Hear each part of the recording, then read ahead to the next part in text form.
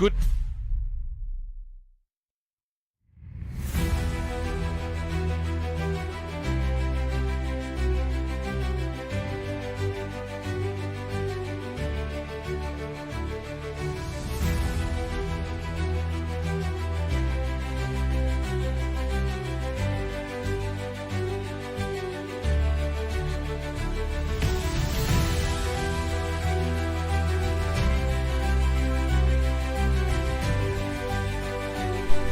Good morning and a very warm welcome to Prairie View Cricket Complex. It's the big day, the finals of Houston Open 2025. Atlanta Fire will be locking horns with Houston Stars. Probably the two best teams of the tournament have progressed to the final. All-important toss happened just a while ago. Let's join Monali in the middle with both the captains.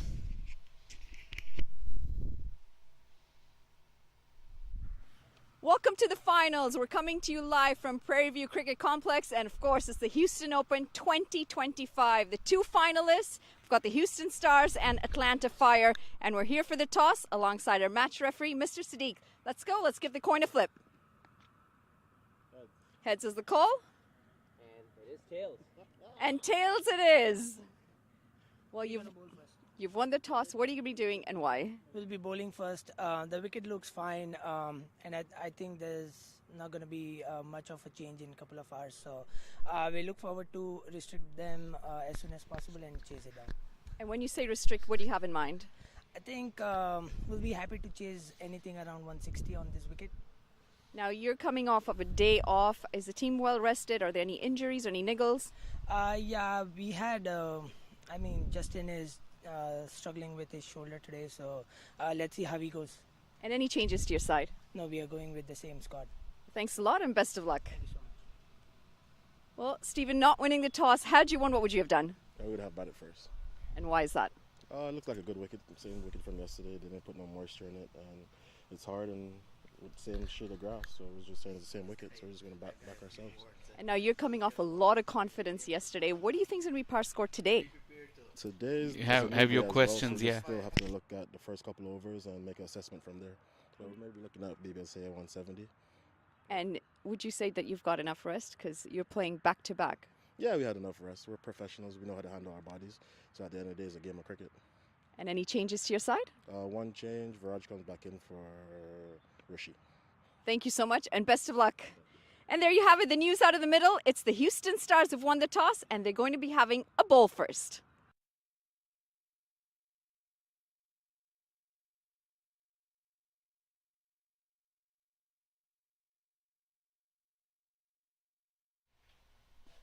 So there you have it. Houston Stars have won the toss. They've elected to bowl for Stephen Wigg with the ball. Stephen Taylor and Rajdeep Darbar out in the middle. Seen a crushing win for the Atlanta Fire yesterday. So just about hours ago, here is Stephen Wigg. First ball in the final. And that's a good delivery that goes through to the keeper. I'm joined with Shaw Faisal. Very important toss to win Shaw Faisal in the final. Absolutely, and on a gorgeous day, once again, unbroken sunshine, hardly a cloud in the sky. The weather has turned around for the better in the last couple of days. Good looking pitch. Plenty of runs were scored yesterday by Atlanta Fire, although their opponents capitulated. But interesting to know that Smith Patel reckons that this is going to be a belter and he's ready to chase anything. That's why they put him in. Yeah, a couple of good ball swinging away from the left-hander going through to the keeper. Let's keep an eye on Stephen Wigg. He stands at 7 wickets in the tournament so far. Najaf Shaw, your personal friend, he's on 9. A chance for Stephen Wigg to catch up. Yeah, Najaf can't do anything about his 9 wickets now, but certainly Stephen Wigg can. And he started off brilliantly. That last delivery, movement, bounce. Taylor in 2 minds. Almost was too late to withdraw his bat. Just a couple of runs. Oh, look at this one. Driven through the offside. And Stephen Taylor with a boundary to open his account and the Atlanta Fire's account. Taylor thrives on width. The length was there.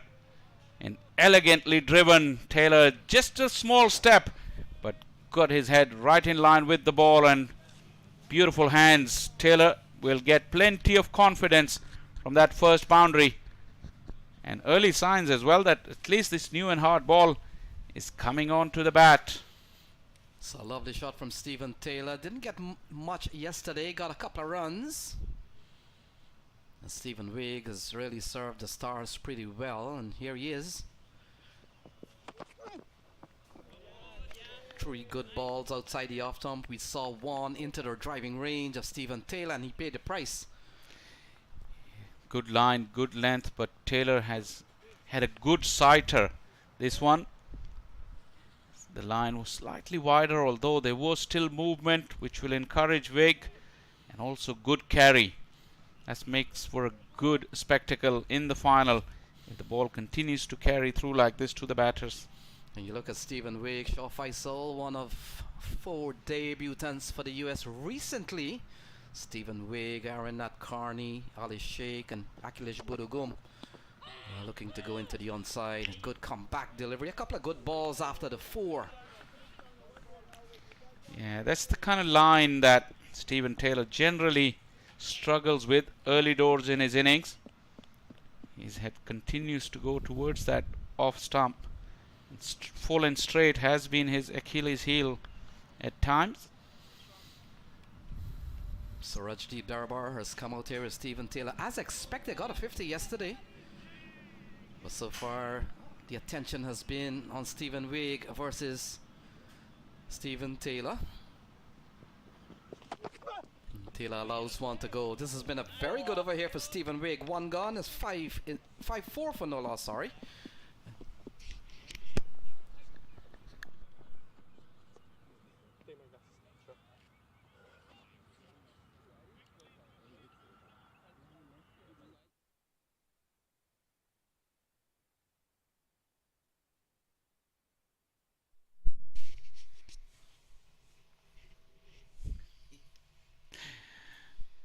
So the squads for you, of course, Stephen Taylor and Rajdeep Darbar out in the middle for the Atlanta Fire squad. And we saw yesterday Obos Pinar, Amila Ponce, Aaron Jones. They're going to form the top order of this powerful put together Atlanta Fire squad. And of course the bowling will center around Aryan Patel, Fani Simhadri, Kevin Cooper, and of course Amila Ponce. Very good all-round side, Atlanta Fire. Houston Stars also has some good names, big names, the likes of Smith Patel, Saimo Kamala. He's been in good form. Gajanan Singh there, and probably he is with the ball in his hand. Kind of surprised. Starts with a wide, and Shaw Faisal, we've seen during the course of this series, Raj Nanan, the left arm spinner, been used. Different strategy, different opponents, different day. Gajanan Singh up and over into the offside. Runs there for Rajdeep Darbar, and he picks up a couple of runs. Positive approach always from Rajdeep Darbar. We saw that yesterday, and he's given them a good start with a couple of runs off his bat. He's been in good form. A couple of half centuries for memory in this tournament for him. Yesterday he really batted well. Once again looking to open up that offside for him. Not afraid to hit against the turn if there was any from Gajanan Singh. Ball tugged into the offside, and Shaw Faisal, I get the feeling that Gajanan Singh has been given the ball because of Stephen Taylor.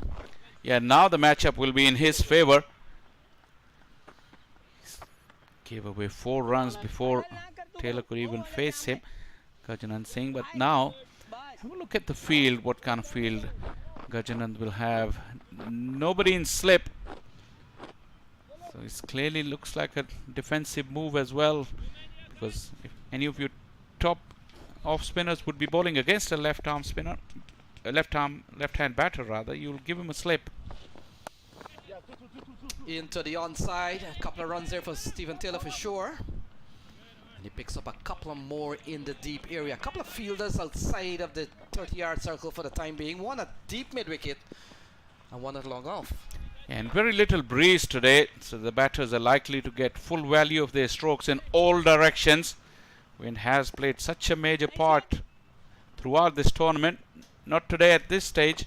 Nicely. Now we talked about Stephen Taylor, over 7,000 runs for the US combined in all the formats that he has played for them. 10 for no loss. Cut away into the offside, can't score. This over ends up to be a very good one so far. Only 6 off it with a ball to come. He's mixing it up, and despite being the off spinner, he's relied a couple of times on bringing the ball in with the arm, cramping Stephen Taylor. Oh, Taylor goes big. It's high in the air. Fielder is settling on the red. Aponso. Amila Aponso may have dropped Stephen Taylor. Oh, sorry. Well, early life for the big man. It's Aryan Satish. I think from a distance, we'll have another look. Might have been John Campbell. Yeah. Yeah, sorry, John Campbell. Number 32. So ball hanging in the air for some time. Shaw Faisal. In the end, Taylor escapes. 2 gone. It's 11 for none.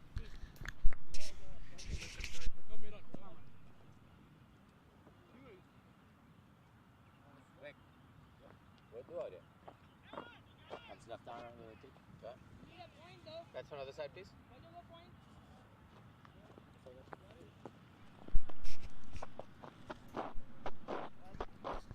Siraj Nanan comes into the attack, 11 for none. Seen a good over from Gajanan Singh. He conceded just 7. Bowling change.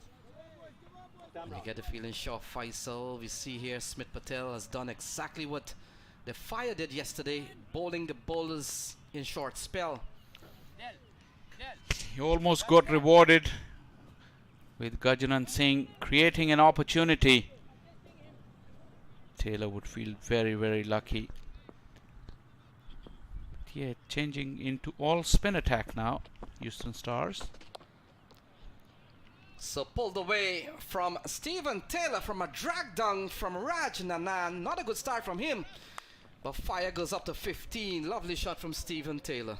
Well, Taylor might have realized with that drop opportunity that today is my day. And look at what he gets treated with. An absolute gift.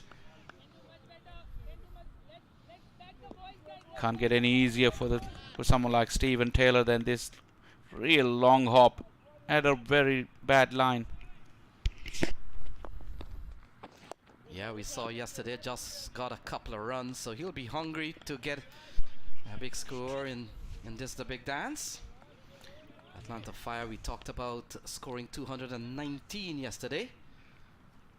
Quite a convincing win in their semi-final to be the privilege of playing this final. Taylor up and over the offside, and that will run away for another boundary. Well, Taylor playing with Raj Nanan just showed him the dummy. He's looking to move right across his crease, and Raj Nanan fell for it. And whenever you allow Taylor to free his arms, pace or spin, he looks very, very good through that offside. Yeah, we saw not too long ago John Campbell may have made a mess of a possible chance for Stephen Taylor. Good comeback delivery. The over's gone for 8 already. So Houston Stars, they would have gotten past Clarion Eagles, the Atlanta Fire. We saw them yesterday. And we're down to this final game.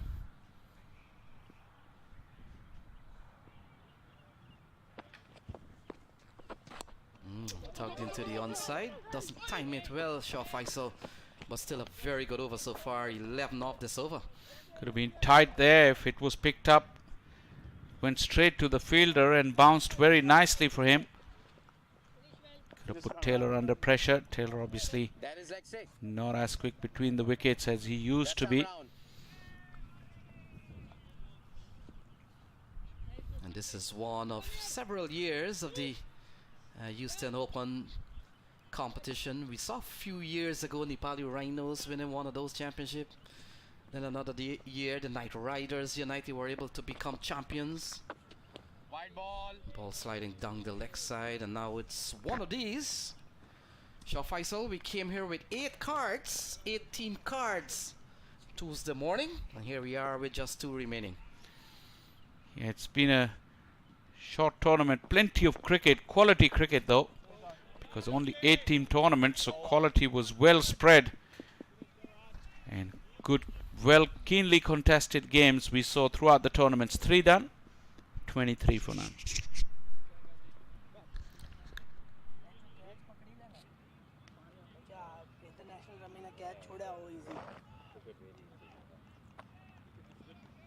It is. I told you. Let's go, Jono. Push it, boys. Come on, push it here, boys. Let's go, guys. Let's go. John, couple steps. Go back. So Gajanan Singh will continue. First over went for 7. They're going just over 7 runs and over. Taylor has been given a life. He has looked well. Into the onside. It could come back for a couple of runs. And good running from Darbar and Stephen Taylor. 2 more runs there for the Atlanta Fire. Well, Gajanan gets another opportunity because he created that chance of his last delivery in the previous over. Starts off in exactly the similar fashion as he did to Taylor, with a quicker delivery coming in with the seam. Again, another quicker one, probably setting him up for that flighted off spinner that induced that opportunity last time around. But now Taylor is off strike, so change of plan for Gajanan against Rajdeep Darbar. Yeah, Shah Faisal, we've seen a couple of spinners already engaged in the battle. Justin Dill, of course, is another bowling option. Laksh Parikh, the seamer. Rajdeep Darbar is trying to go big at an inside edge. Gets really lucky on that occasion. It could easily have gone onto the stumps. I think it ricocheted off the inside edge onto his pad and went away from the stumps. Now the contest resumes between Taylor and Gajanan Singh. Yeah, not a bad over so far from Gajanan Singh. He's only given up 4. Chopped into the ground. Not a single. And Shah Faisal, if you're not conceding boundaries here, makes you look so much better. If it feels better. And so far, with 4 balls into the over, it's a no boundary over so far. Inside power play, the fewer boundaries the better for the fielding side. A wicket here and there should really be icing on the cake.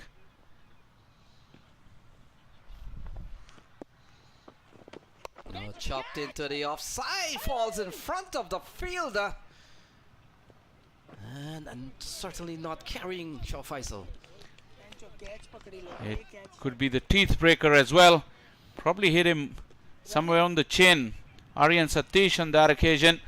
Shot and it just got extra bounce and looped away.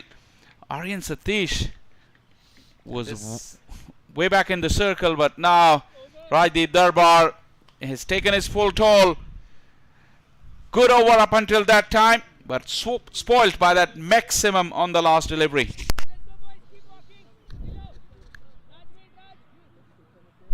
$34 for none after 4.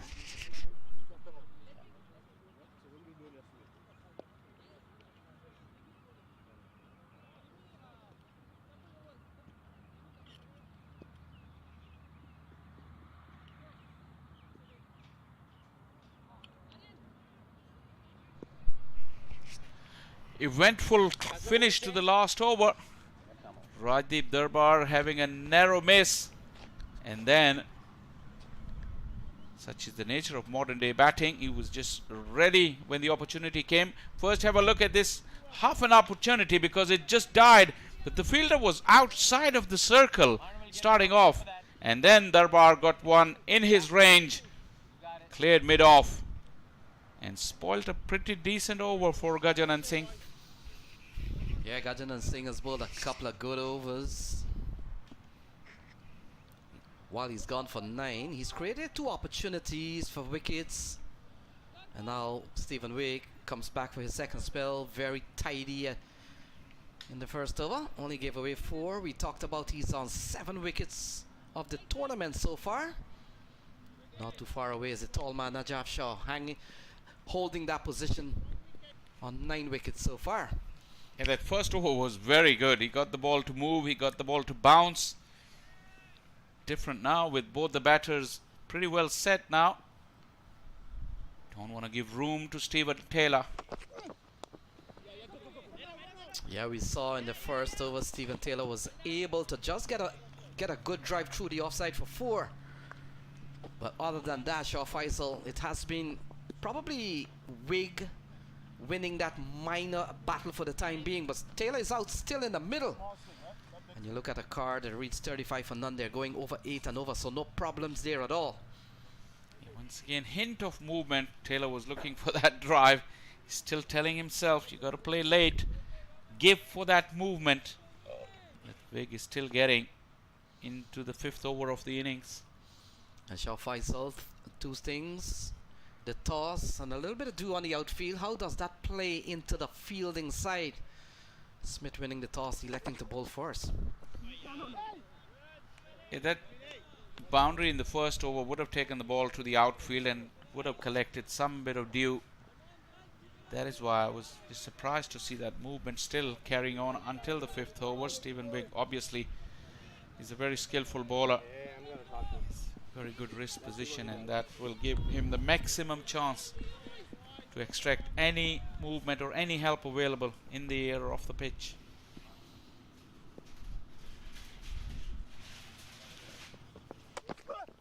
Oh, cut away into the hands of fielder number 24. It looks like Chattapalian. And the first wicket goes down. Darbar gone, 35 for 1. Yeah, narrow miss in the previous over, but this time it was beautifully taken. And Steven Wig has got the reward. He's been doing really well. He's been bowling a lot to Taylor, but Darbar giving himself some room, smashing it, but excellent take. And that is the first blood drawn by the Houston Stars. Free-flowing Rajdeep Darbar will have a quiet day on the finals day. He's gone for 10. And Atlanta fired 35 for 1.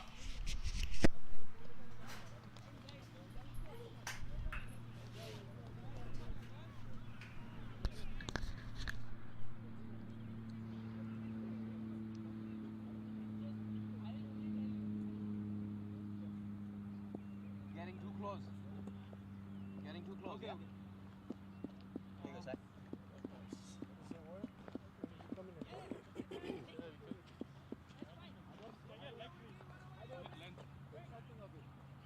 That's like sig, yeah? Left arm over, 3 to go.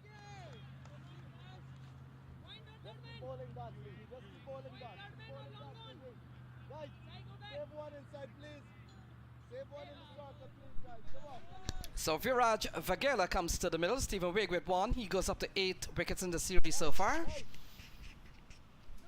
Joins Steven Taylor. No 50 for Rajdeep Darbar yesterday with a couple of half centuries already. So that is certainly a big wicket. Good catch from Chattapalian. And Steven Wig, we talked about how good he's been in his first over. He runs in again. Into the offside. And that battle between Steven Wig and the opposition continues, Shaw Faisal. Yeah, interesting move. Viraj Vagela played a very, very important knock in the first game when Atlanta Fire was bowled out for 109. He made 15 towards the back end of that innings. Remember, it proved more than enough as the Clarion Eagles fell about 50 runs short. So that's 15 runs really have earned the faith of the selectors and the management. Viraj Vagela. Oh, that's been driven into the offside. Good stop from Chattapalian. Saved a couple of runs. And are you surprised? No Jones, no Pinar at this stage. Rishi Pandey we saw yesterday was tried, and they have gone with Vagela. Yeah, Pandey struggled, so they got him at number 3. Vagela, like I said, that 15 may seem very small on the face of it, but in the context of the match and the conditions, it was a good effort. You can say that he's earned that opportunity. Looked good so far on the first 2 deliveries. Yeah, another good over from Stephen Wig comes to an end. Just a couple of runs, picked up the wicket of Darbar. And so 5 gone, it's 36 for 1.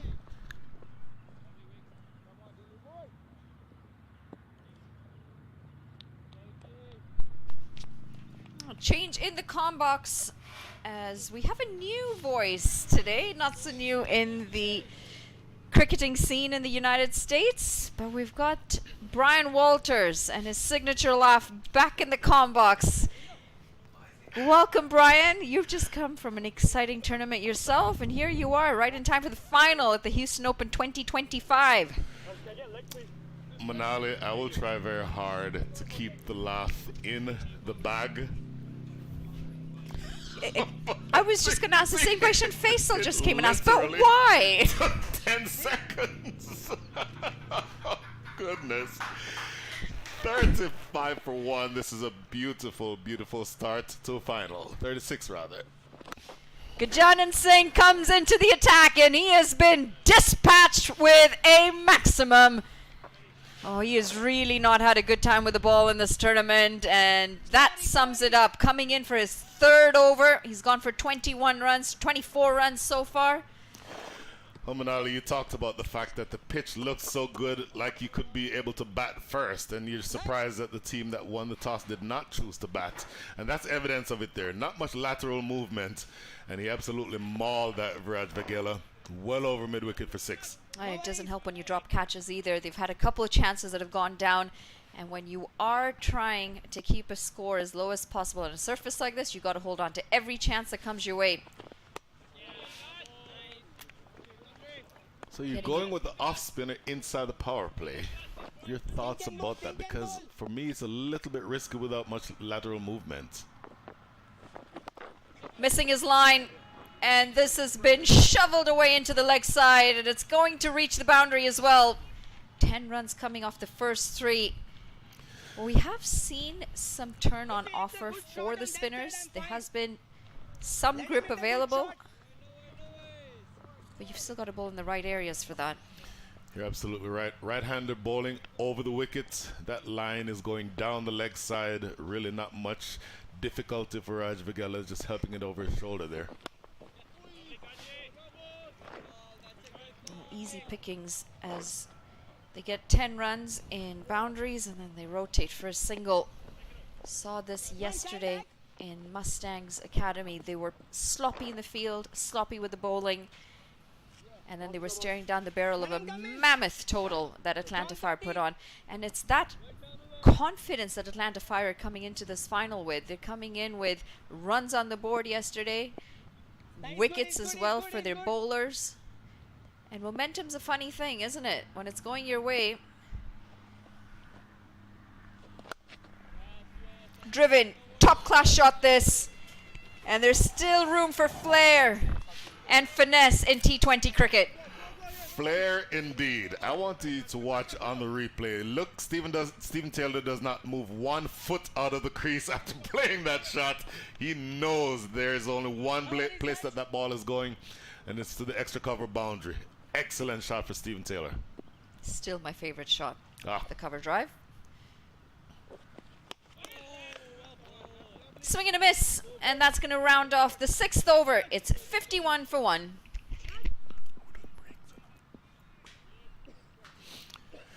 So 50 is up inside the power play. Very productive power play. This scoring rate of 8.5 and over translates to a score of 170. So you've been here all week, so you'll probably have a better idea than I do of how well 170 will hold up on this pitch.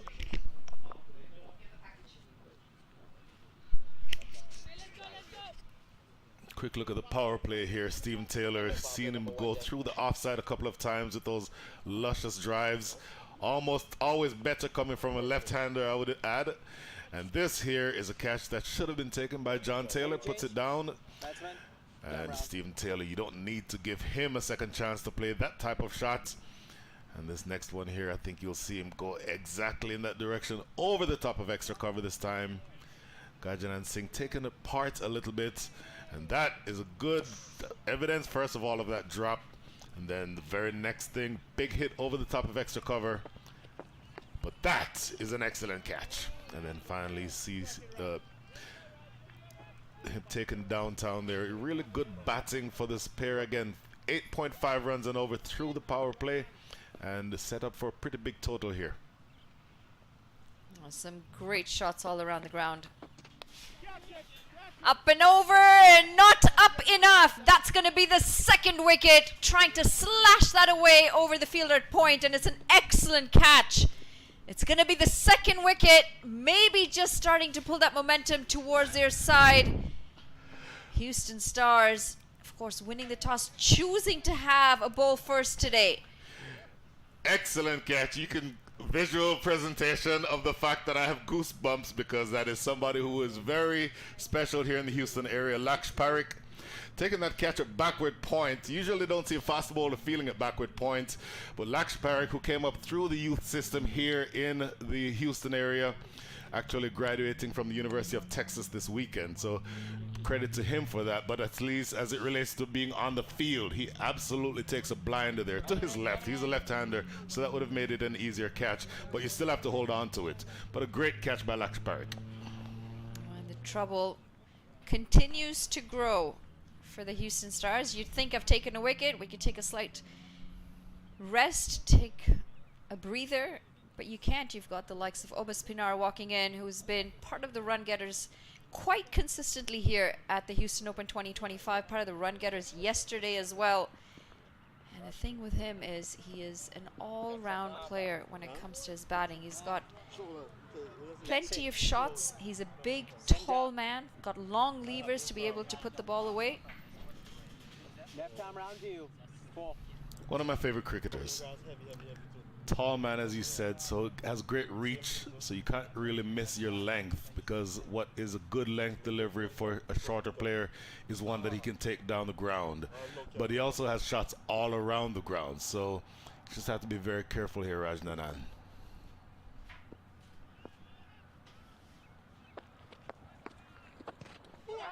Oh dear, that's going to be 2 and 2, and Rajnanan is ecstatic, as he should be. Flatter this time. It was a bit short as well, and this is misjudged and played poorly by Obas Pinar. He walks back for a duck, and this could be a game-defining moment. Oh my goodness, you say he misjudged it. I would easily make the argument that he should have gone forward to that ball instead of playing back, looking to play the cross-batted shot, the cut. But you'll see here on this replay, this ball is relatively full, and so I don't know that you want to be going back to play that shot and completely missing it. It was an arm ball too, so it's drifting in with the arm and takes out off stump. Obas Pinar comes and goes. 51 now for 3.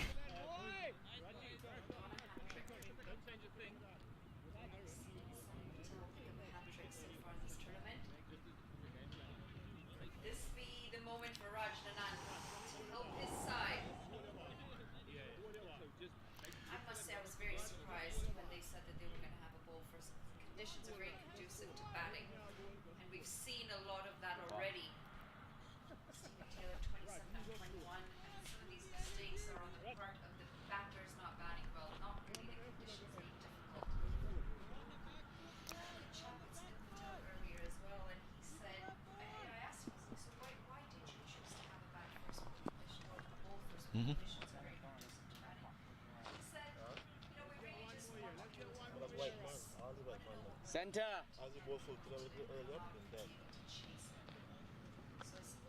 Left arm round to you. 3.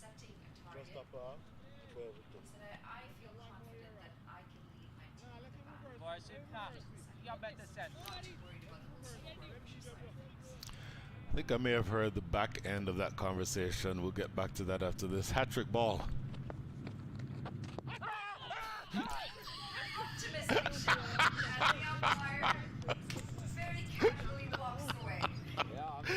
Optimistic, maybe putting it very kindly. That ball would have bounced over the top of a second set of stumps, but he wanted that LBW shout so much.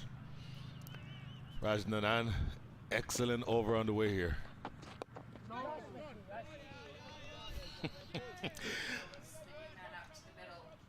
Finally picking up some runs for his side. Yesterday he struggled to find form.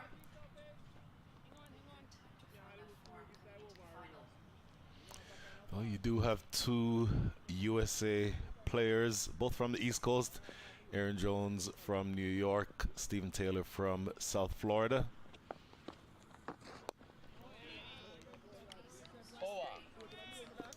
North and south of each other. It's the end of the 7th, 51 for 3.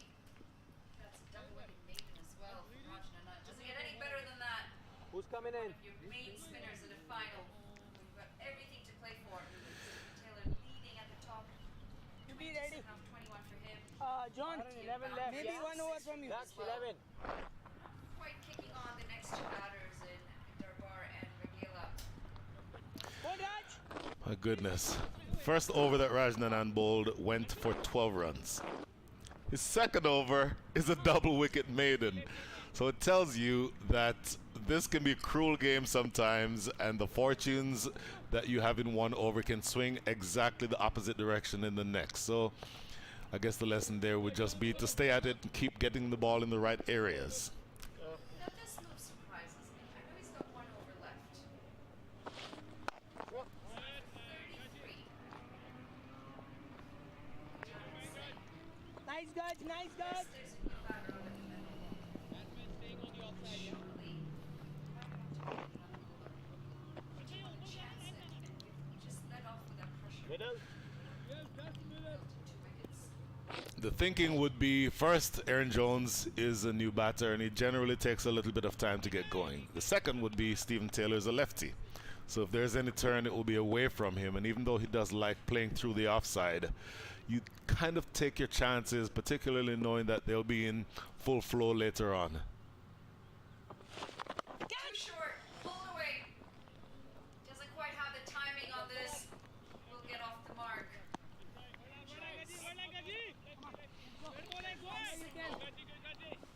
Mentioned we've got everything to play for here, and that everything Raj! is a pretty big paycheck. $50,000, $50,000 for the winners, and the runners-up are guaranteed $15,000. Plenty of money to play for. Too short again. And this is good work in the deep. Lost the ball for a second. Under him, Stephen Wig. Tell you what, he got away with a real drag down, because on that delivery, Stephen Taylor could have put that either to the left or the right of Stephen Wig in the deep, and that would have gone for a boundary. But lives to fight another day. Come on, come on. Let's go, guys. Well, only 2 balls remaining in his day with the ball. 3.4 overs, none for 37. So he's a much more expensive than you'd like for him to have been. Let's be brave here, boys. Let's be brave here. Particularly in that second over that he bowled, the 4th over of the innings, 11 runs taken from that over. Short, wide, missed out again. There isn't a lot of pace from the bowling of Gajanan Singh, so the batters have to generate a lot of that speed and that power. One of the reasons why he's been getting away with the line and length that he's bowling. 50K sounds like a great payday, don't you think? Manali, we've come a long way from playing club cricket right here in Houston and just playing for the fun of the game. Well, I want to call this a tidy over because 6 runs have come off of it, but that would be painting a very inaccurate picture. 8 overs gone. It's 57 for 3.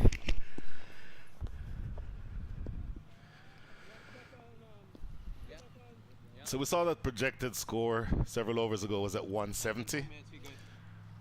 A double wicket maiden and 6 singles will bring that down. And so your current projected score is 143. For you to get back in the area where you're looking to score 170 plus, you didn't need to go about 9 and over. 9 and over from here gets you to 165. Stephen Taylor, 30 from 24, still there. You'd expect for him to have a say in what happens from that point onward. Well, if these two are out there in the middle, I think they're looking at a much larger total. Smith Patel was saying anything around 170, we're not too worried. You're gonna need a few more wickets to try and keep it to that mark, though. Rajnanan coming back after bowling a double wicket maiden the over before. My goodness, this is great bowling by Rajnanan. Again, first over gone for 12, but really cleaned things up since then. And you mentioned expecting runs from this pair. You'd expect for this pair to feature heavily in the run column the rest of the way. But you'd also expect for Aaron Jones to take a little bit of time to get settled. Typically doesn't hit the ground running first up. Given a wide. Now the angle was certainly going away from the left-hander. One thing you notice on that though is that there was extra bounce. That bounce is something that would have surprised Stephen Taylor, so pay attention to that area, just short of length on the off stump. Wide ball.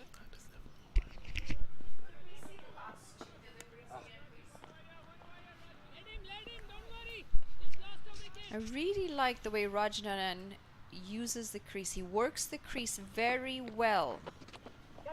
Oh, this has gone high up in the air. Two fielders converging, and it's going to fall smack dab in the middle of both of them. Lack of communication. It was up in the air for a long time, and neither of them really went for it. Genuine top edge, and it was Lakshparik running back from backward square leg and a fielder's short fine leg converging, neither really able to get near it. But Stephen Taylor just showing signs of being just a little bit frustrated there. Lost his shape on that shot.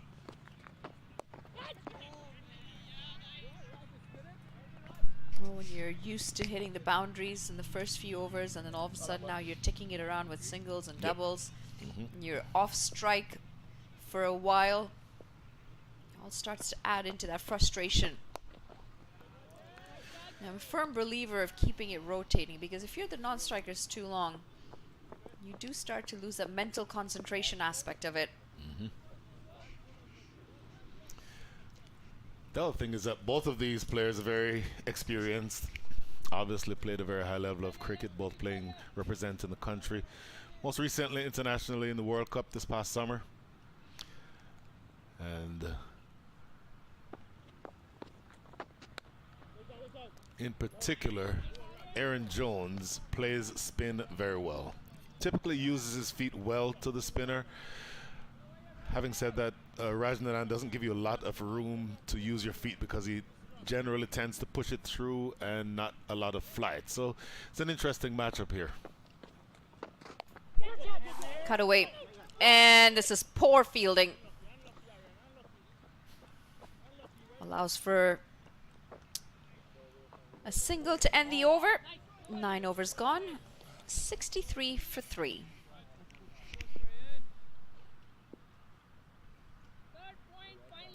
He's finished 3 overs, Rajnanan, of his spell. Picked up 2 very important wickets. And come back really well after the first over that was quite expensive. And heavy discussion between the two batters. You'd assume they're trying to formulate a plan for the next couple of overs. I would assume they're saying, maybe see off what's coming next. Gajanan Singh has bowled his 4 overs, so he's done his spell. Shreyan Satish is going to come in with the ball. Interesting change. Shreyan Satish, known much more for his exploits with the bat. Another youngster, U21 from right here in Houston. Well, partly because they are down a bowler as well, the Houston Stars. Justin Dill is not going to be bowling today. Always hard when you lose a proper bowling option, that too in a final. Oh my goodness.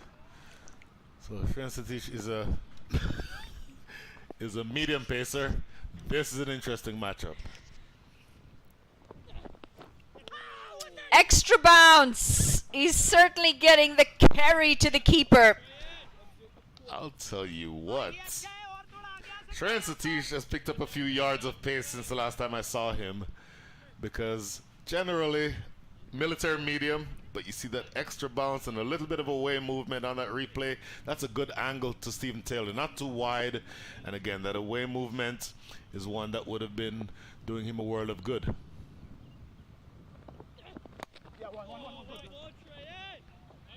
A little bit fuller this time as Stephen Taylor pushes it for a single. Full-fledged throw of the arms on the first delivery. Can't blame him. Any batter's eyes would light up at that. You know, it's short, it's wide, it's got the pace. Well, that's a pretty big miss when you lose a Justin Dill from your attack. That essentially, you could make the argument that swings the score about 20 runs in either direction. So with him, you get 20 fewer runs. Without him, you'd think 20 extra runs or so.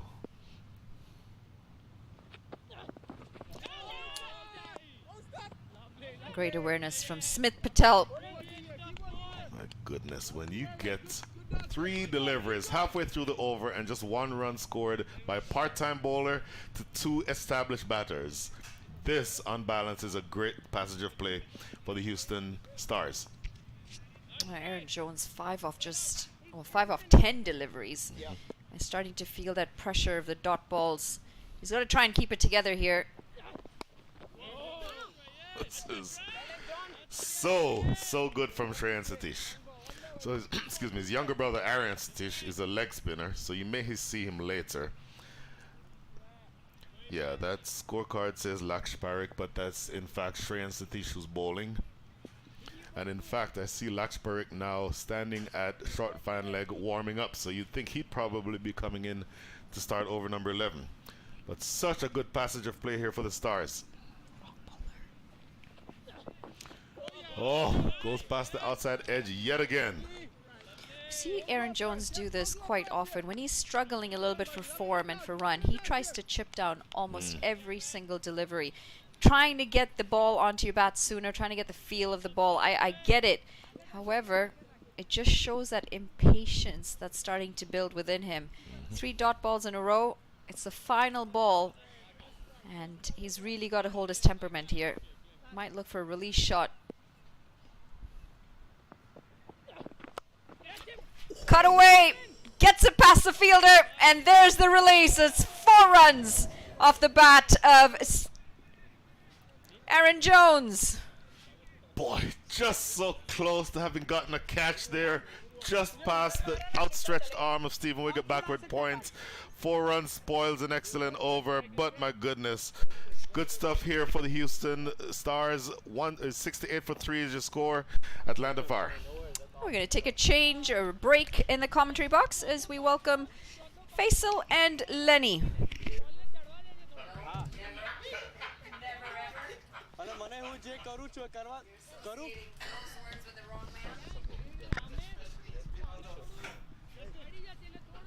Out of this thing for a bit.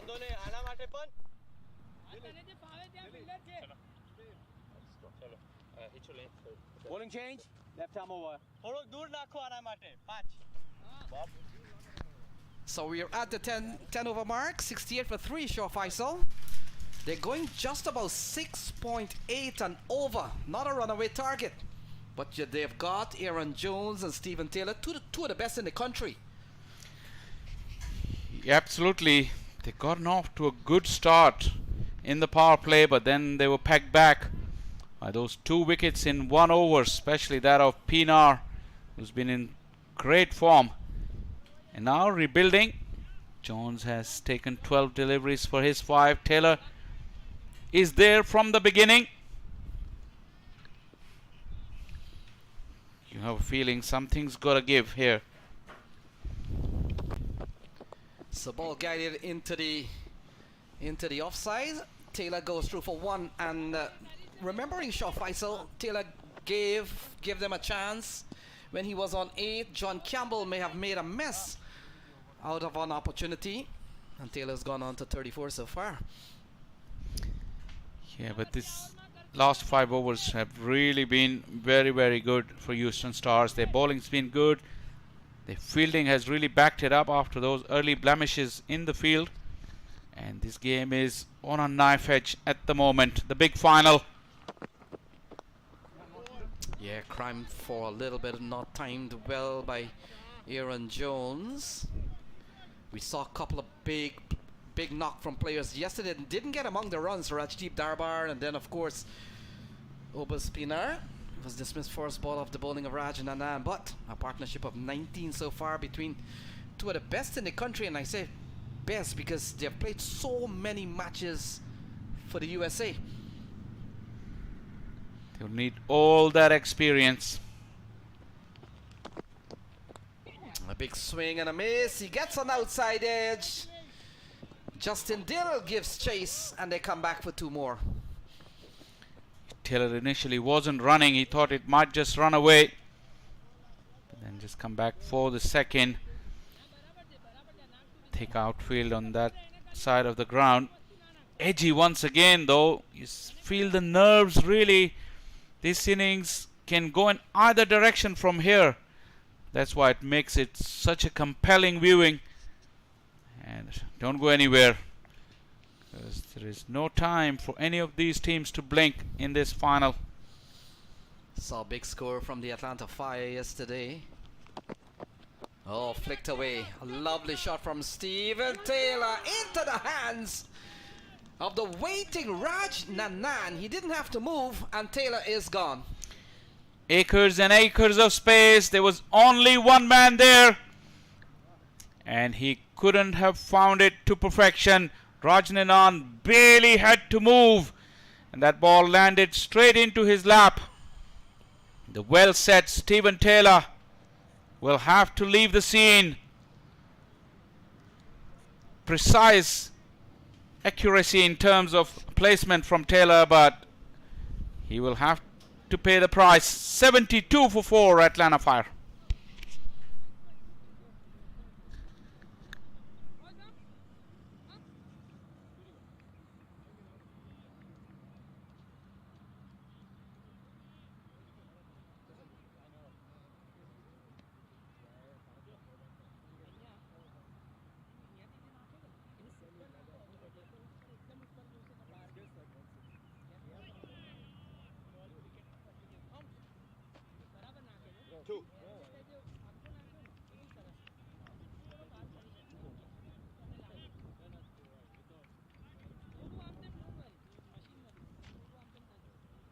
Bowling first aid, huh? Bowled and done first aid. So Sunny Patel comes to the middle. We got 56 balls still to be bowled. Aaron Jones still out in the middle. Darbar has gone for 10, Taylor for 36, Vagela for 12. Pinar without scoring shot, Faisal. And Laksh Parikh has come in and he's picked up one in his first over. Leg stick. You felt it was a leg stump half volley.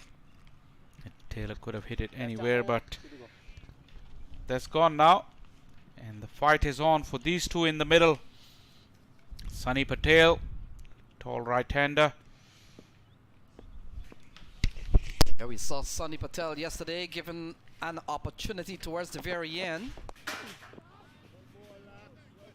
He's quickly off the mark. Ball turned into the onside. He picks up an easy single. We saw yesterday Sunny Patel got 29 in just 10 balls. And he comes in here with just about 55 balls still to be bowled. We've seen a very good over from Laksh Parikh. Aaron Jones, you can see that on your card. He's 10 off 14, so he's taking some time. And this game, equal contest so far. Just hovering at about 7 runs and over. Here's the final ball of the 11th. And a loopy, shortish ball tugged into the onside. And that will complete 11. 11 gone, 74 for 4.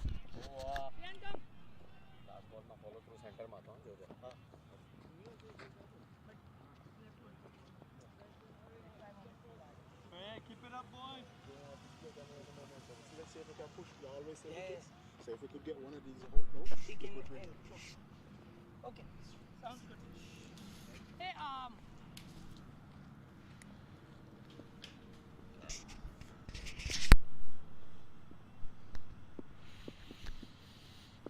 So 11 gone, 74 for 4. Sri and Satesh will continue.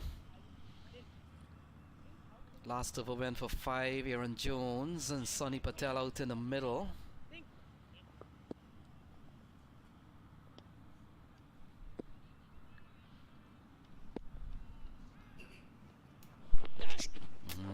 comes down the track, having a big heave at this one. And look at that, what should have probably been just a dot ball ends up to be a bye. Jones is itching. You could tell he's able to get that boundary away from the last over from this end. Once again, looking to put the pressure back onto the bowlers. The run rate has been stifled and wickets have fallen as well. First 5 overs, they were 36 for 1. The next 6 overs have yielded, well, before this ball had only 38 runs and 3 wickets. Really feeling the pressure. Yashar Faisal, we've seen a couple of wickets from Raj Nandan. He's always been a player hunting for wickets. We talked about Stephen Wigg. He needed a couple of wickets to get up to Najaf Shah. He's got one so far. Ball guided into the offside. We saw yesterday Sonny Patel, 29 in 10 balls. But you get the feeling conditions have changed and the scenarios are different today for Sonny Patel. Obviously there's more pressure. He was coming on to a platform that was laid very nicely for him yesterday. Today he has to achieve that alongside Aaron Jones and then go big. That would be the plan, although I feel they missed out on a run there. There was a slight fumble. They couldn't capitalize on that. So punched into the offside. And a batsman of Aaron Jones's capability, Shah Faisal, we've seen him do it.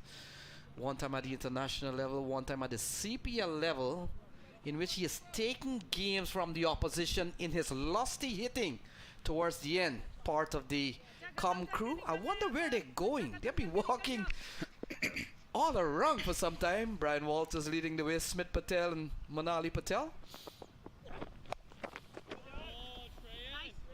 Jones smashes it away. Yeah, I wonder where these 3 were heading. They're walking home. Nice to see Brian Walters being so calm. Still got the computer on. He's keeping tabs with the game situation. And obviously Smith Patel and Manali Patel. I guess when they come back, they'll tell us, it's your turn, guys. I don't think you and me are not keen on walking that much. Pulled away through the onside, and that will go away for 4. Sonny Patel has picked up his first boundary. Good looking shot. Yeah, much needed boundary. After the big loss of Stephen Taylor, they have to recover. They have to put some pressure back. 2 very capable men. And Sonny Patel just helping it along the way. 2 straight, 2 short. Fine leg up in the ring.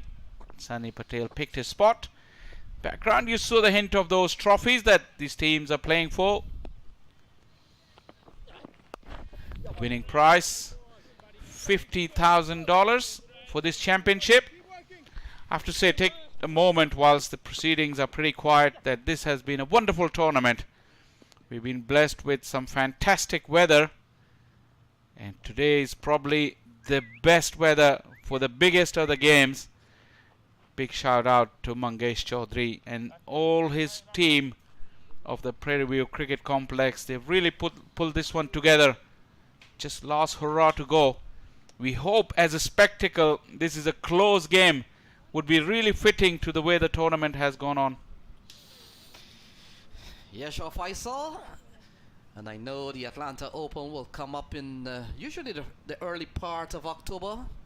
That's a sister tournament of the Houston Open. Couple of big tournaments that we always look forward to. So the Atlanta Open is certainly coming up, usually in the first or second week in October. So it looks like Parikh will continue. Is it this time in which Aaron Jones can be so dangerous, Shah Faisal? And like I said, and nothing has changed since, this innings can go in either direction from here. With 8 overs to go, you feel the modern day batters aiming for 10 and over could propel Atlanta Fire to somewhere along 160 plus. That's probably the minimum they would be looking at. But again, couple of quick wickets here can really rock their boat. That is the decision Jones will have to make. How do you want to approach those last 8 overs? Yeah, you're right on that. And now it comes down to 46 balls. And Shah Faisal, you look at Laksh Parikh here, left arm seamer. We've seen also Stephen Wigg. But we were talking about how slow left arm spin has been so integral in T20 cricket. We're seeing a lot of left arm seamers now into this short format of the game. Yeah, there's so many of them on the circuit. Leading the pack is Saurabh Natrawalkar. Pulled away into the onside, protection out in the deep. And they pick up 1. And I say that because a lot of times, sometimes when you have 2 left arm seamers in the team, teams are hesitant to play both of them. But these days we've seen team going into matches having 2 left arm seamer, no problem. 45 balls remaining here. As long as they're good enough to get into the 11, doesn't make a difference if they bowl with the left arm or with the right arm. Cut away into the offside, running up towards the backward point boundary. The fielder gives up the chase. And that's a good looking shot from Sunny Patel. Once again, the man in action, Brian Walters. The action is following him, even though he's off the mic. Yeah, neatly played. Sunny Patel's second boundary would really give comfort to Aaron Jones, who's really struggling. But Sunny Patel got the width and used the pace. The outfield is also in good shape today. Yeah, cut away nicely from Sunny Patel. We talked about his 29 yesterday, just off 10 balls. Smashed quite a few balls out of the park. This has been a good over from Laksh Parikh still. Ball into the onside. We come down to 42 balls.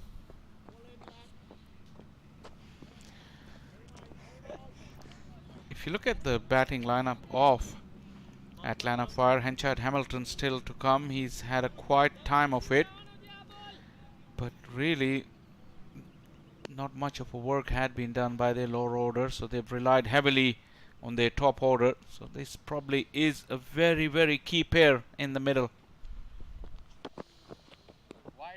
Sliding down the leg side. Let's see extra wise what they've done. Not bad. They've conceded 6 extras so far, Shah Faisal. Brilliant work by Smith Patel behind the stumps. Really skipping very, very quickly towards his left. Good glove work from the Houston Star skipper. I've seen quite a few captains that has donned the gloves, and their opening batter, Unmukh Chand, Smith Patel fits that mold perfectly. Into the offside, so that will complete another over here. And after 13, it's 91 for 4. Over. 9.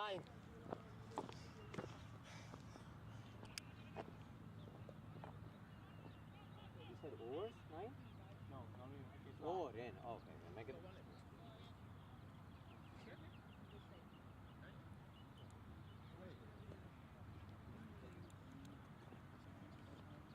Actually, that's how we'll go. You understood the language. Right time over. Still have more than enough overs. I know.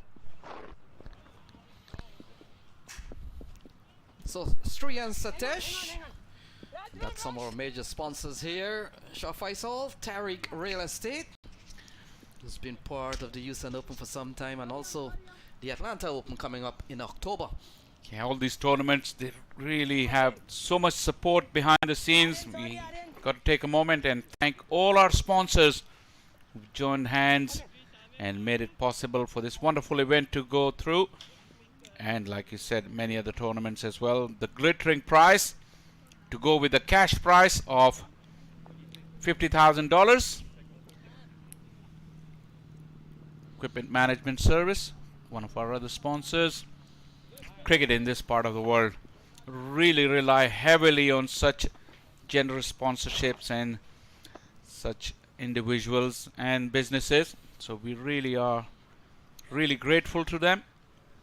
allowing the opportunities for all these players to experience a wonderful platform to further their careers, and cricket as a whole in the United States is really grateful to those people really put their hard-earned dollar into cricket. A massive strike from Aaron Jones, and that has gone to the other field.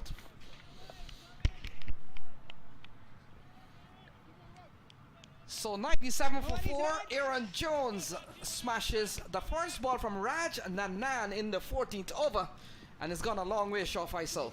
Yeah, giving himself some room. This is action time now. I think Aaron Jones has realized that this is the moment. He needs to continue though. Can't afford to get out here.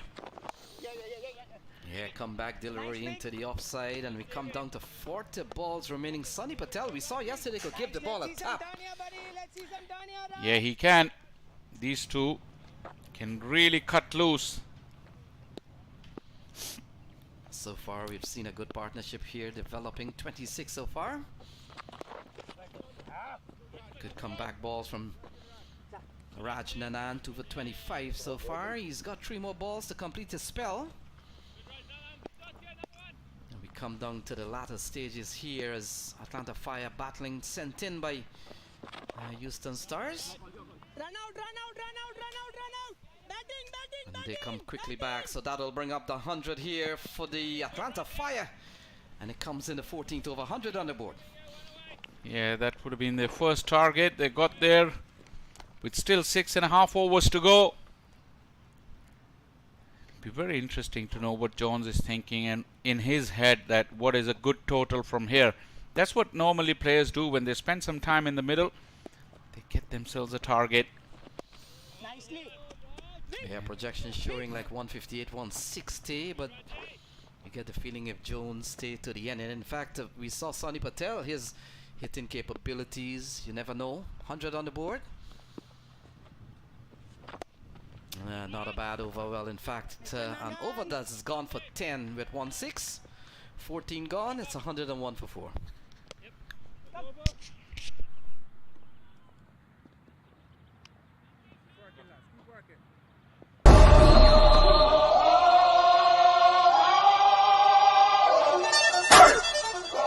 Here comes the, y'all don't really want it like that. Here comes the. No? We're both on the same page, right? Yeah. So the action continues. It looks like Stephen Wigg has been recalled into the attack. His third spell, Shaw Faisal. Spells of 1 over so far. And he comes in here with the last 6. Left arm over. Good crowd watching the game. They filled into the park. It's such a wonderful day to watch a game of cricket. I'm pretty sure it's very comfortable for the players as well. I can't stress the fact how glorious it is at the Prairie View Cricket Complex. If you're not too far from here, come on down and enjoy some cricket. Enjoy the beautiful weather and a great contest. Big shout there, but Stephen Wigg, the famous celeb appeal these days, didn't even look back at the umpire, and the umpire didn't give it any consideration. Yeah, the umpires have been quite staple here. We've seen Myron James, the man standing at the striker's end for the time being, and the bowler's end umpire is Sadiq. Yeah, kind of lost his name there. So Myron James, and Sadiq has been out in the middle for quite a few games. Driven into the onside, a little quiet period here, but they come back for a couple of runs. Good running, challenging the fielder in the deep. Usually those fielders, Shaw Faisal, will have to have strong and straight arm. Couple of runs, good looking shot from Sunny Patel. 34 balls to come. Aaron Jones is a very, very good runner between the wickets, and Sunny Patel also is quite quick, so watch out for those quick runs as well. They need everything that they can collect. If the boundaries are not on offer, run hard between the wickets. Two experienced men realizing that. And when you look at Stephen Wigg, Shah Faisal, he's delivered 15 balls. He's picked up one. He's picked up the wicket of Rajdeep Darbar. And you look at his figures here, he's only conceded 8. He's really bowled brilliantly, and consider that he's bowling his 3rd over and this is his 3rd spell. So that's the modern day cricketer for you, batter or bowler. You've got to adjust. And Shah Faisal, we talked about this facility here at Prairie View Cricket Complex. Bearing in mind, this facility has already hosted several T20 International. The Canadians were here, Bangladesh was here. And we were talking just the other night that a lot of the players who made it on to the US national team have passed through the PVCC complex. Yeah, I remember very clearly about 7 years ago when we first came here. As we watch another single, some of those players who would have been very young, they've really used these facilities and progressed their careers to where they become full internationals now. Plenty of under-19 internationals have also gone through this facility, locally especially, but since all the nationals and majority of the camps are being held here in this facility, so it's really played a pivotal role. And the growth of cricket certainly is indebted to these individuals, and like I said, the owners of this facility.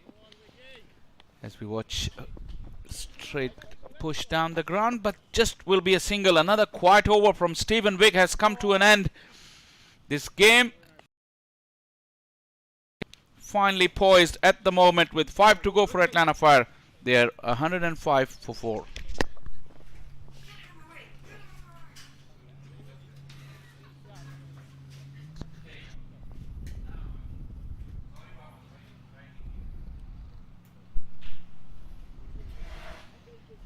Continuing the action here at the Houston Open 2025 as Atlanta Fire start to settle down after a flurry of some wickets. The bowling has been tidy this morning. Apart from a few mistakes here and there and a couple of drop catches, have really pulled the momentum back in their favor, the Houston Stars, picking up 4 wickets. Stephen Wigg, Parikh picking up a wicket each, and Raj Nanan has been exceptional with the ball this morning, picking up 2 wickets to his name. 15 overs into this innings, 105 on the board, and going at 7 runs and over. We'd mentioned it's going to look around 170 sort of total, but if these 2 batters are out there and the way they're going, we might be looking at a few more on the cards. We've got Brian Walters alongside me as we take you through to the final 5 overs of this innings. 170 would be a huge improvement over where they are now. This current run rate is projected, Manali, to be 140. I think they're going to need more than that. Shreyan Satish back into the attack. Launched. Catchable? No. Big 6 over mid-wicket. Catchable, yes, just by spectators around the field. What a shot this is.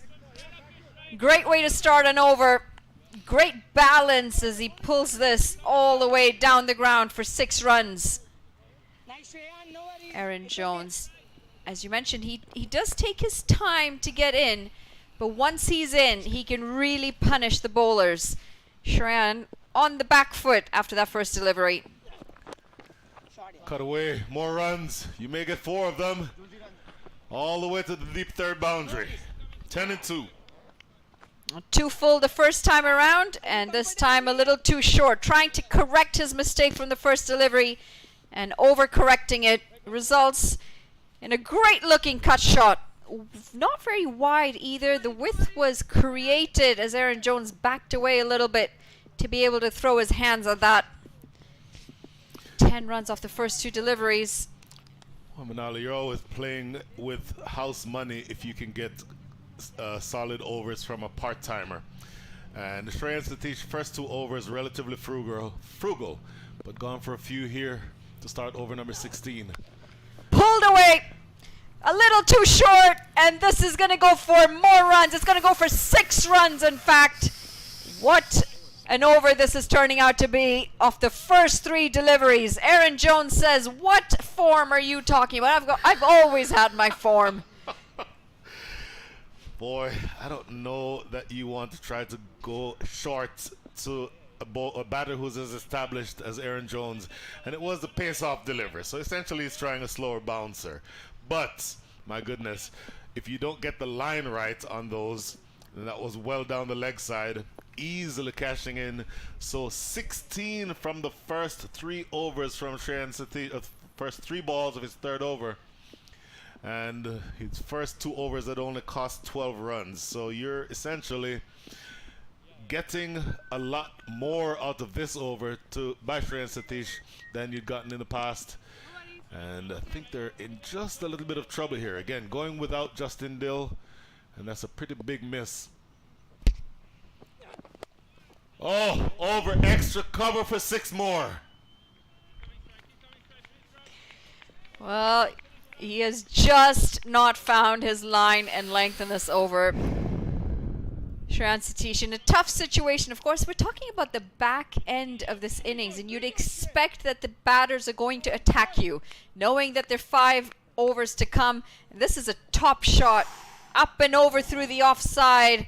And believe me, it's very hard to hit 6s through the offside like that. He makes it look very easy, Aaron Jones. We mentioned that he generally takes a little bit of time to get going. And you saw that when he came in. He was 5 from 10 at one point, but now racing through the gears, up to 44 from 28, Aaron Jones. And really looking to take apart the youngster. 5th ball of the over coming up. Boy, a couple more runs here. And you might consider that a moral victory. In fact, they only got 1 run, so a moral victory there. Just a dot ball will make that a single for the penultimate ball of over number 16. Frustration as well from Aaron Jones as he comes around for the single. Very disappointed that he wasn't able to put that away. Yeah, just looking at that delivery. Hit a little high on the bat, so didn't exactly time it the way he wanted to. So now Sonny Patel rather will have a look, and that's cut away, and that's going to be 4 more, you think. Slowing down a little bit, but getting to the boundary. An expensive over, the most expensive of the innings. 27 runs coming from it. The Atlanta Fire 132 for 4. Short, wide, asking to be punished. That is one expensive over that's come to an end. Oh my goodness. So again, 27 runs coming off that last over. See, slackers. We can't have slackers on the commentary panel. Plenty enjoying the sun outside. Has a foot up. I don't know what that is reading. Probably. I don't know. I won't speculate. Let's move on back to the action on the field. Manali, earlier we said 170, and I said at the beginning of the last over that they would not be anywhere near that. However, Lenny he's been caught. Exactly. But 27 runs from 1 over tends to swing the equation back in your favor. So now in order to get to 170, they only need to go at 10 and over. 10 and over from here gets them to 172 as you go into the last 4. Stephen Wigg, the best bowler by some distance on the day. 3 overs, 10 runs, 1 wicket. And he's facing up now to a man who is looking to take him apart, Aaron Jones, 45 from 29. Big slash and a miss. Oh, it's going to be given wide by umpire Sadiq Koja. Boy, it was a little bit of a tight call there, but of course the umpire has the final decision. Extra to start over number 17. Yeah, we've seen a couple of these calls actually, and that is a tight call for me. It looks like it's past that line after the crease. I would not disagree with you. Of course, the angle Stephen Wigg is bowling left arm over the wicket, so that creates that natural angle slanting away, but I think you may be right. That may have just passed inside the line. So a single here, but if you're Stephen Wigg, how are you looking to keep Aaron Jones quiet here? Off strike. Come on. Just get him off strike. Well, that worked. Sunny Patel, 23 from 17, but my goodness, Aaron Jones has looked extremely dangerous, 46 from 30. Down to the last 23 balls of the innings here. And Stephen Wigg has a job to do. Helped around the leg side. I believe this is going to be a leg by. Wanting to come back for the second. Struggling for a while, but eventually getting there. And there you do see the signal of leg by umpire Sadiq Kojab. Yeah, just missing his line ever so slightly. Stephen Wigg, a bit too straight. Played off the pads. I think Sunny Patel's saying, what do you mean? I got some bat on there. And had that been directly and that's exactly the conversation in the middle. You've just robbed me 2 runs. Had that been collected safely by the keeper, what would his response have been? Arms up. Bat and arms well over the head. Exactly. So, a much more frugal over here. Stephen Wigg has been doing this all day, of course. Just 4 runs from the over. In fact, of those 4 runs, just 1 from the bat. But you do have to close out strongly here. The Atlanta Fire have been on a mission in the last couple of overs to accelerate through the end. Halfway through, at least after the 12th over, I said to you the score was going to be 164. Let's see how close we come to that. 164, eh? Exactly 164. I'm going to say we're going to end up at about 175. 175. What gives you that optimism? I mean, look at this. Sunny Patel's got a new bat now. Well, that changes things. 12 and over from here gets you to 178. Are you suggesting that these two are going to go for 2 runs every ball the rest of the way? Yes, I do believe so. Unless there's a wicket falling, I think they're in a good position. That is a pretty big qualifier there, Manali Patel. Single down the ground, or will they look for 2? Aaron Jones wanted 2, but Sunny Patel was always settling for 1. So you say, essentially, you're going to get 2 runs a ball the rest of the way. Well, not if they're going to run that way. This is true. And this is a frustration because you've got the experience of Aaron Jones, and he's pushing every run hard. He knows he wants to change those singles to doubles. Every run matters, especially in a contest where you're playing for $50,000. Sunny Patel, let's go. I'm sure you can run a couple more. Oh, quick, short delivery. Oh, interesting. Very interesting. Very high for the pull. And I'm really surprised that we've not seen this signaled as a wide. It's been given 1 for the over. Aaron Jones, he's not the tallest of men on the team. And that had some real kick off the surface. I would 100% agree with you. And in fact, he tried to play an uppercut, at which point both his feet were off the ground. So it's a curious call. That is a great ball, though. 5 runs coming from over number 17. So you get exactly what you want from your strike bowler, Stephen Wigg. 137 for 4 it is after 17. A couple of looks to the heavens from Aaron Jones in that last 2 deliveries. There in the middle, you saw him essentially replaying that short delivery where his feet were actually off the ground when he played that shot. But it's a skill, isn't it, to be able to put what's happened behind you when you're batting and to be able to refocus again. Yes, that probably should have been called wide. Yes, you probably should have gotten some bat on that last one. Got to refocus, got to put that behind you, and look at how many deliveries you now have left. Now, I still feel like they could get plenty of runs. They've got 3 full overs to come. The argument for them getting a lot of runs is that you're missing a Justin Dill. Those overs that he would have bowled the lack of those overs are going to hurt. And Laksh Parikh, I'm by no means saying that he's not a good bowler. I'm saying that you're more likely to score heavily off of Laksh Parikh than Justin Dill. Starting out with a single here, though. Oh, and credit to the Houston Stars bowlers. The last couple of overs have been quiet.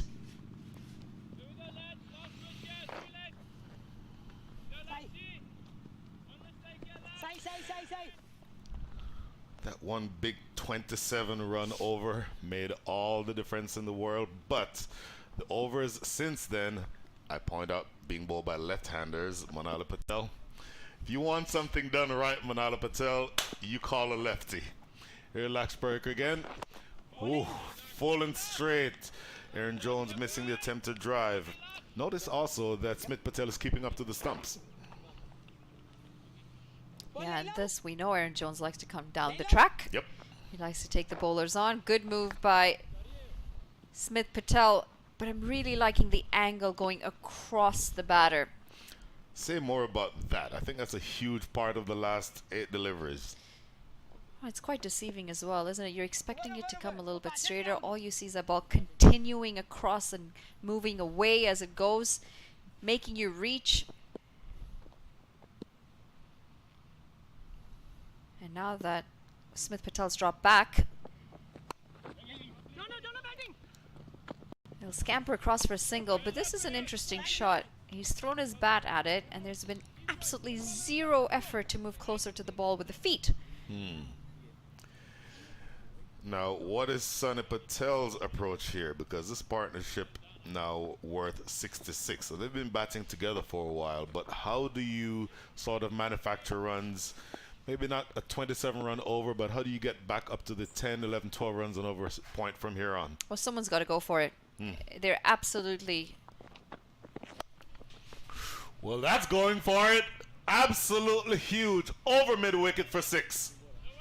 And that's what it takes. It takes one of you to try and anchor this innings and to push it aggressively. In fact, in my opinion, this late in the game, both of you should be attacking the ball. This time it's Sunny Patel moving across his stumps to get inside and closer to the line of the ball and right into the swinging arc as he dispatches this for a maximum. And not only did he move across, he moved back into his crease. He was almost, his back foot was almost in line with the stumps when he played that shot. That's how he was able to get underneath it. Full, driven down the ground just for a single this time though. Very nice. I like that, buddy. We always knew that 160, 165 was going to be about par. I'm actually going to say 170 is about par. So if these two are not able to get at least 5 or 10 over that, there won't be much pressure at all for Houston Stars coming in with the bat. And at that point, they're going to look back and say, well, hold on a second. We've had a really good partnership in Aaron Jones and Sunny Patel. Why were we not able to get more?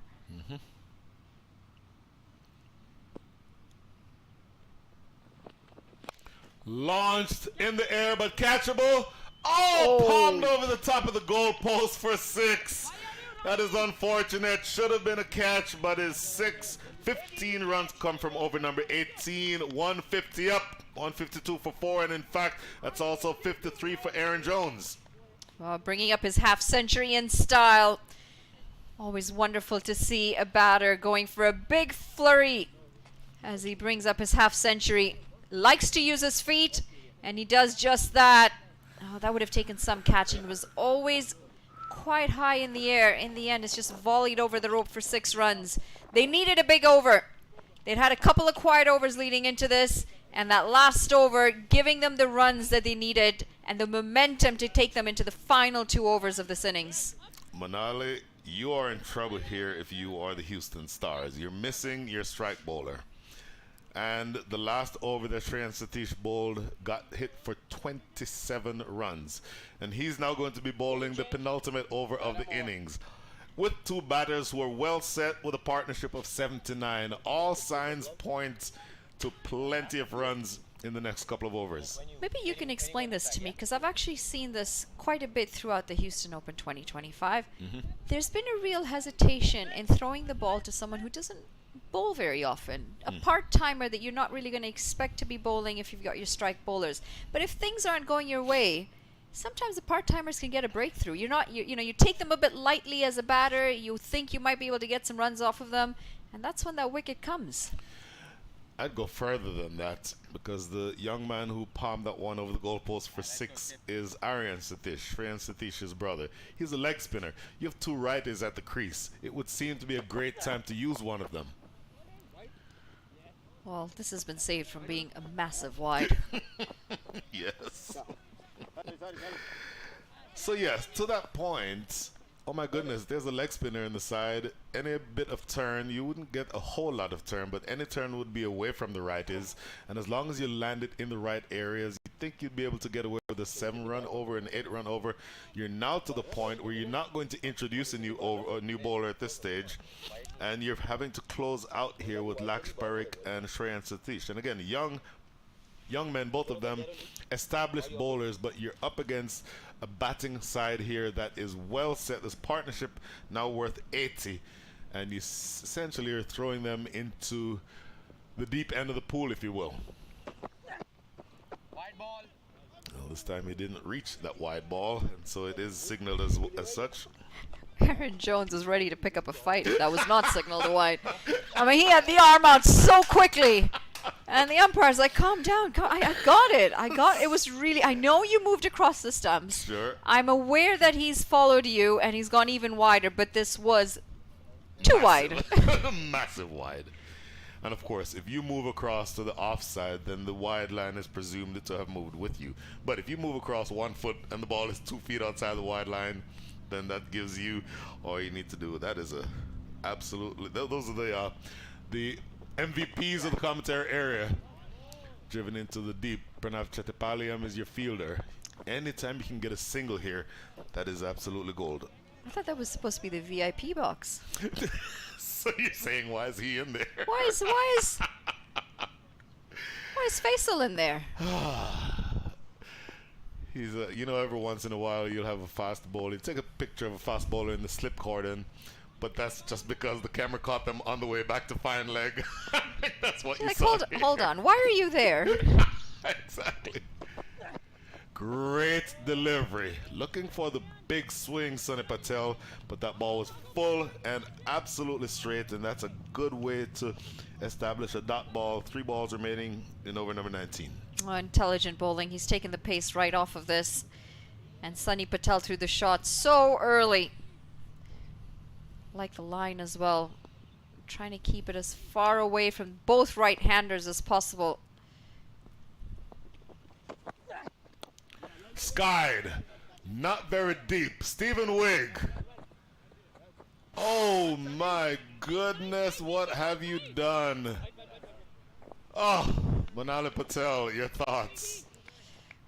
I'm really surprised that he's not held on to this, because he ran in very early and he had actually settled himself under this catch for quite some time. Skied really high up, again very early through his shot. And I know it's a completely blue sky. It can be hard to judge those, but despite getting that base, he just lost his balance towards the end of it.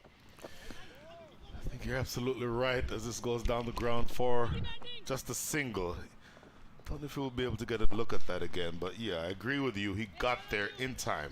See, this is my pet peeve right here. If we take a look at where his hands are when he's taking the catch, they're under his eye line. We see people do this so often, and coaches, you cannot ask your players to take the ball into their hands under the eye line, whether you're going reverse cup or whether you're going normal catch.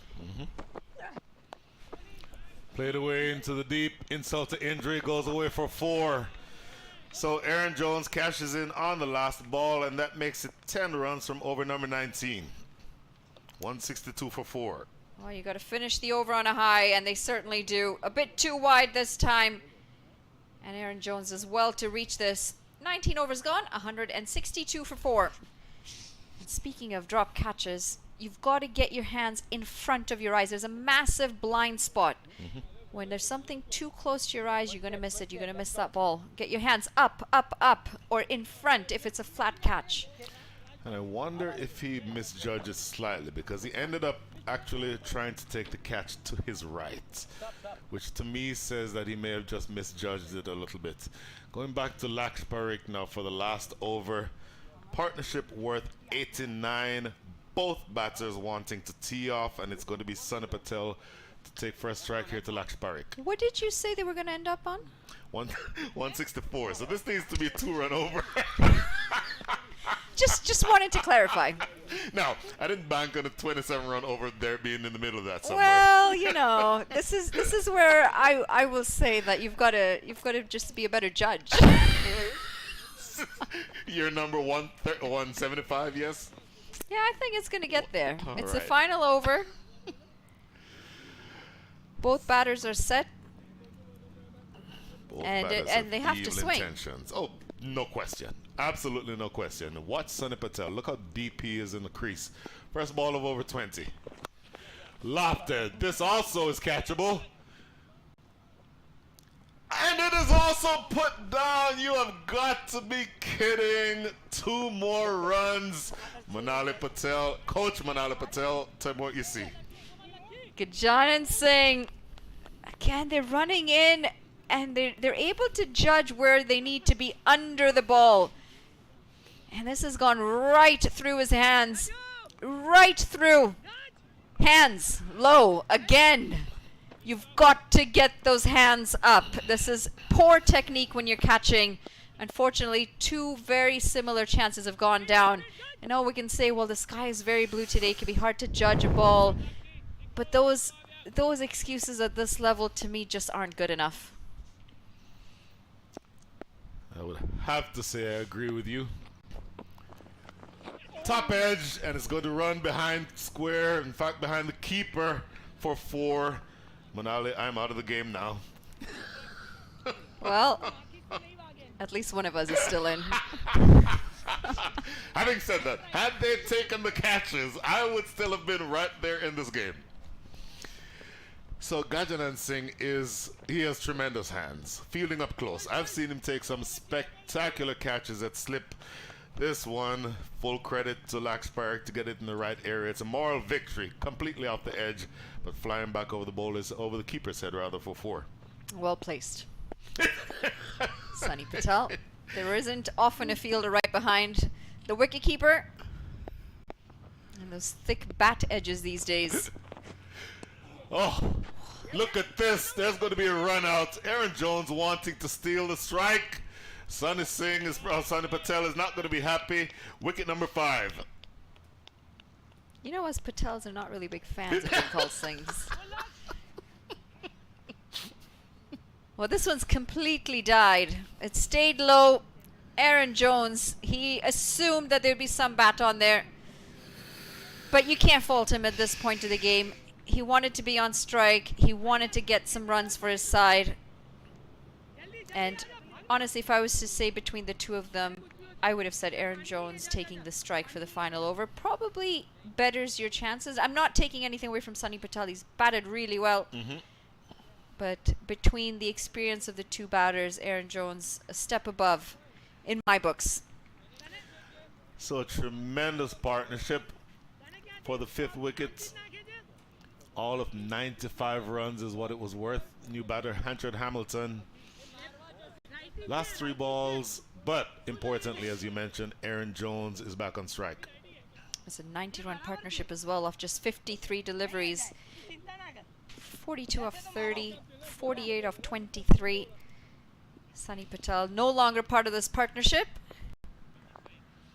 Well, they couldn't hold the catches today. They've struggled, dropped about 5 of them, I think. 3 very early on, 2 just recently. And they say catches win matches. Look, you are now down to the last 3 balls. You've bowled creditably here, Laxpark, but you still have to close out strongly here. Excellent bowling this. Top ball this. Full Yorker outside off. Can't do much with that at all. Boy. Correct me if I'm wrong, but the new rule says if you are run out and you've not completed the run, you could not have switched sides. No, you did switch sides. The run out occurred after the batters crossed. Did they cross? Oh yeah, I suppose Aaron Jones was exactly skied, and this is going to go for 6. So Laxpark with a Yorker, perfect Yorker the last ball. This time he goes length. Aaron Jones takes him downtown. And we see this so often. The bowlers are just not able to finish strong when they need to. They're trying too many variations, and oftentimes it's nothing deliveries. You cannot be bowling that in the death. And we know you're capable of bowling those wide Yorkers. We saw you do it the delivery before. 174 with one delivery to come. My So goodness, you're Manali. looking for a single here is what you're saying. How do you do it, Manali? Last ball of the innings. Is Manali Patel a genius? Into the deep. They get one. They will come back for two. The throw, Manali Patel, you missed it by 1 run. 176 is where you end up with a score. They fought back brilliantly. 71 runs come from the last 5 overs, Manali. Excellent batting by both Aaron Jones and Sunny Patel. Your thoughts about this batting card? Well, it started at the top with the captain leading. Stephen Taylor, 36 off 32 from him. Not much more to come after that until the entry of Aaron Jones, who's played beautifully for his 66 off just 40 deliveries. Anchored really well alongside Sunny Patel, 42 off 30. All in all, not a bad effort with the bat. I'm assuming they would have wanted a little bit more, especially when both Stephen Taylor and Aaron Jones were in there together. However, you've got to give credit to the bowlers. Pick of the bowlers for me, top of the screen. Stephen Wigg, 4 overs, 1 for 13. I think the bowling attack would have really missed the presence of a Justin Dill, as several bowlers going for multiple runs per over.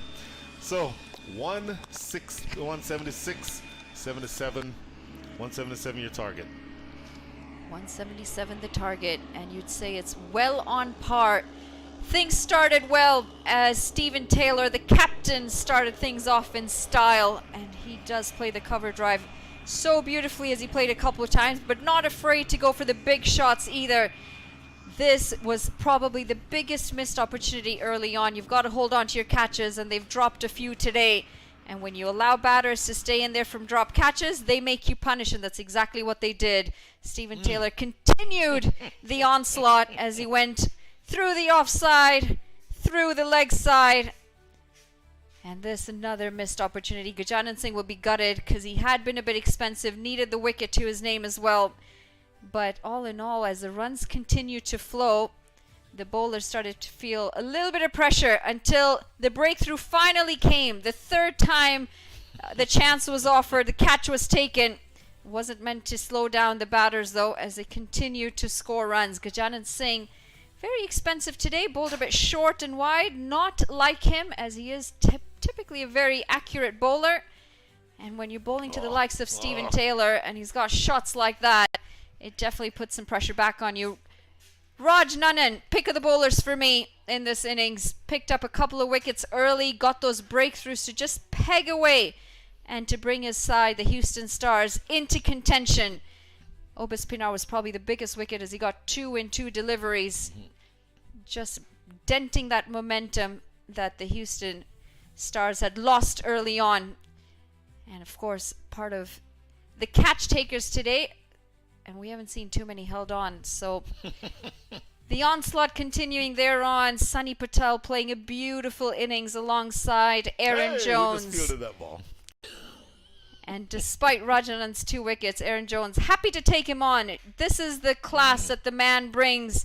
And while he might be short in stature, he certainly makes up for it with all the power and finesse, as he's got a repertoire of shots that bring him in as one of the top players for USA. They bring themselves into, in my books, I would say a steady position with 176 on the board, with a late push from the likes of Sunny Patel hitting a few lusty blows, getting a life as well, twice in fact, 2 catches put down, and a couple of volleys over the rope for 6 runs. Boy, that for me is a big miss. Those 2 drops in the back half of this innings, Manali, I think would have been worth about 15 or so runs. And this one skied down the ground. You'll see here where this ball ends up. Yet another drop. That is Gajanan Singh, who again is has great hands but misses out on that one. And of course, this one wanting to steal a bye ends up in a run out. And you know, you get to the bottom part of the innings, you don't bowl length to Aaron Jones, he will take you over the top of mid-wicket. So, quick wrap up of where we are right now. 176 for 5. In order to win, the Houston Stars are going to need in 120 balls to score 177 runs. Quick break for us. Join on the other side. You'll hear Manali Patel and Shah Faisal. In the meantime, go get a drink. See you in about 15 minutes.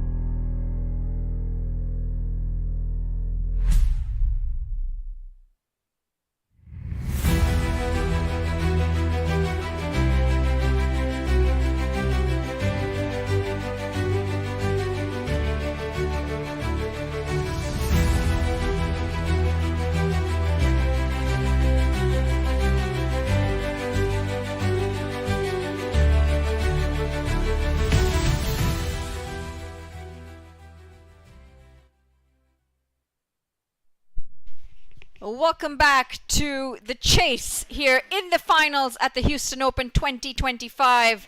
It's going to be a cracker of a game as the Houston Stars come out with the bat, and they are chasing 176. They chose to have a ball first after winning the toss early on. They said 170 was about par, and if we can keep him around there, we feel very comfortable coming in and chasing that sort of total. And you'd assume that this game is going to go either way here, because the score is just thereabouts for being a par score. But this surface does surprise us, especially as the day continues to progress. We see it get progressively easier to bat on. Not the case yesterday, of course, but that thanks to a really big total in the first innings. Regardless, we are in here for an entertaining match. 177 to win the contest in the 20 overs. Required rate just shy of 9 runs and over. I'm joined alongside Faisal Shah, and we're going to take you through the first 5 overs. Welcome, Faisal. What do you make of this total? Thank you very much, Monali. Wow, what a final, what a setup this is. And going around having the feel from both the camps, I think you feel that Atlanta Fire took the momentum with them into the break, but the general feel around the ground is that this is just about par. So both the teams are equally into the game. Pitch, you would hope the conditions will get better, although it can also be determined by how the batting is done and what kind of discipline Atlanta Fire can bring into their bowling and fielding. It is a mouth-watering contest in the offing, potentially, and which will be so much wonderful for the final if this goes right down to the wire. And like Manali, you just said, I won't be surprised if it happens, because the conditions are all set. The weather is gorgeous. Decent enough total from Atlanta Fire. And what a climax we can expect. Smith Patel will be the key, who's seen everything from behind the stumps. He was wicket keeping for 20 overs. He will have a fair idea of what to expect from the pitch. Steven Taylor, his opposite number, will also be equally happy that they got the runs on the board, because during that middle phase at one stage it looked like Atlanta Fire may fall short when they were at 60 for 4, but then that partnership between Sunny Patel and Aaron Jones brought them back in the game. Marshalling his troops, Steven Taylor. Prize money of $50,000 in the final for the winner, $15,000 for the runners-up. So you're at least guaranteed 15, but 50 is a far way away from 15, and they want to try and get their hands on that prize, the Atlanta Fire. Houston Stars, well, with the experience of Smith Patel up at the top, I'm sure they're going to want him to bat as long as he can and anchor along. Here we go. Shape, very early, as this moves away from the right-hander. First runs off the bat as well. Aryan Patel has showed this earlier on in the tournament as well. He's got that beautiful shape away from the right-handers. A youngster with great potential. Pitching the first delivery up. And you talk about the winning prize. Also, as they say, nobody remembers about the runner-up. When you get this far, you only want your hands on that trophy, because anything less than that is hugely disappointing.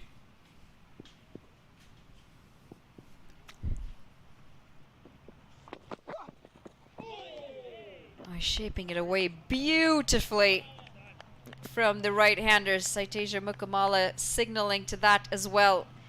You'd have to feel if Atlanta Fire are to defend this total, wickets are going to be key. Absolutely. And look at that shape. Started pretty straight, and also the carry is so similar from Stephen Wigg with the new ball. Left armer from Houston Stars. This is very encouraging from young Aryan Patel. Slip in place, wide slip. Steven Taylor, who is a very good slipper. Not an easy position to field in the slips. I know you kept wicket here and there when you weren't batting. You were Well, you said you're part-timer at the gloves. I tell you, is definitely not my favorite. I like to be around the covers. I mean, it's surprising. Like, I experienced both of them. And I honestly didn't like to keep, but it gave me an advantage of getting to the playing 11. So I did it whenever I was asked. Ah, beautiful. This is great from the youngster, and Mukamala, who's very competent himself, was just fishing at thin air. Oh, it swings so late as well. That one almost seam movement too. Drifting in, cutting away. 3 dot balls. That's why it makes it difficult to play, because it's angling in. And the late swing, sometimes when it swings from the hand, the batters are able to adjust to it. But this is good from Patel.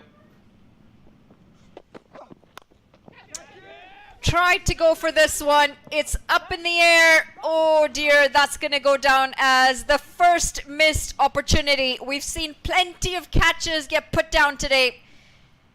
And this is the big wicket of Saitasia Mukamala. You could sense it from a mile away. Yeah, the shot was on, the field was set.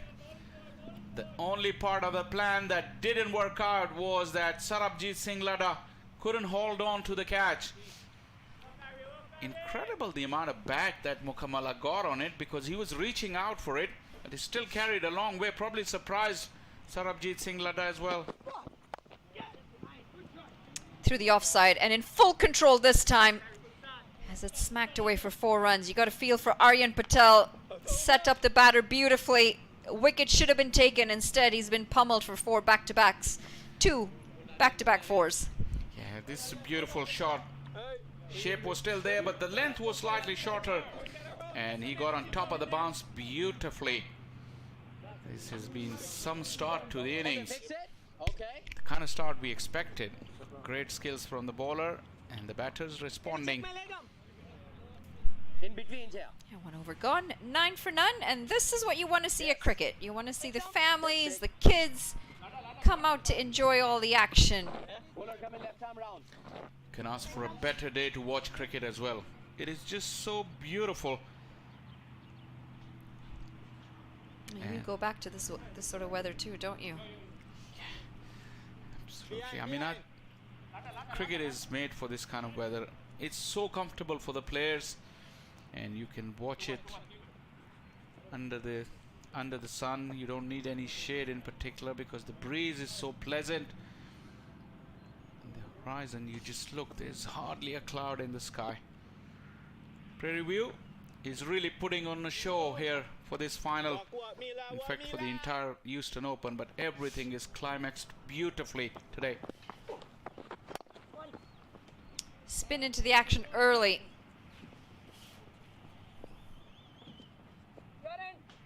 As this is played down for a single, Mila Ponzo. He can spin a ball, and he can spin a web to set up wickets. A sloppy return to him, probably knocked him on the finger. Still feeling the pinch here. Mila Ponzo will test you with his changes of paces. He has a vicious arm delivery that comes in to the right-hander, and then his variation in trajectory and pace. Really a wonderful bowler.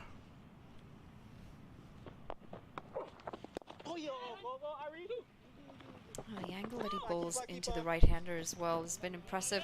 He has generated a lot of turn off the surface in the past. You have to go with his armor. If he's able to turn the ball away from the right-hander, that's where you just mentioned he can spin a real web.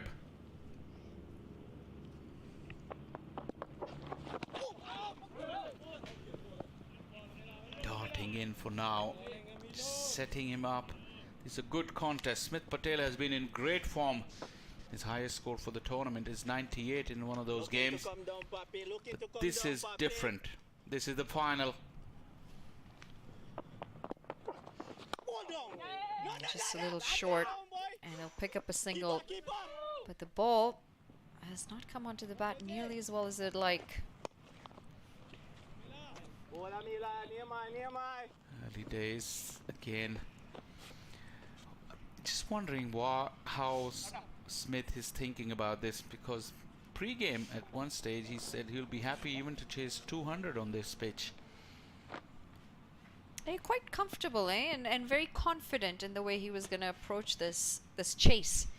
He believed that he had it in him to see his side through all the way. And that's the sort of confidence he's coming in from as well. And if he's able to translate this confidence into his entire team, they really are in good stead. It'll be very interesting to see how much that drop catch ends up costing them. Saiteja Mukamala in the first over.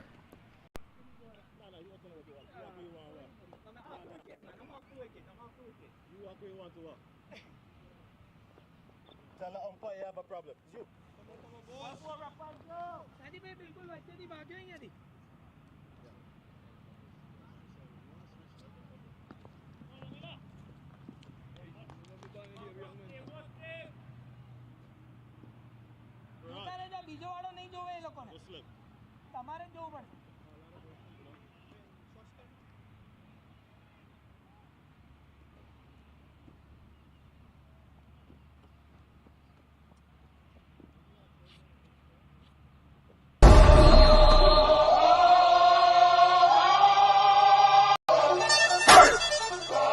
Here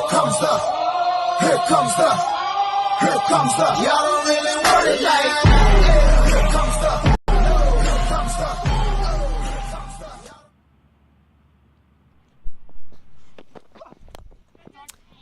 Goes down the ground this time. And he's taken on the bowler. First delivery. Aryan Patel, who's bowled beautifully in that first over. Regardless of the 2 boundaries he was pummeled for. This time, the pressure's been put right back on him. That fuller length, but just a little stride into the shot. Great follow, by the way, but it was a wonderful strike. Both batters and bowlers going at each other. There's nothing sloppy about that passage of action just a while ago. Good, decent delivery from Aryan and a wonderful stroke to counter.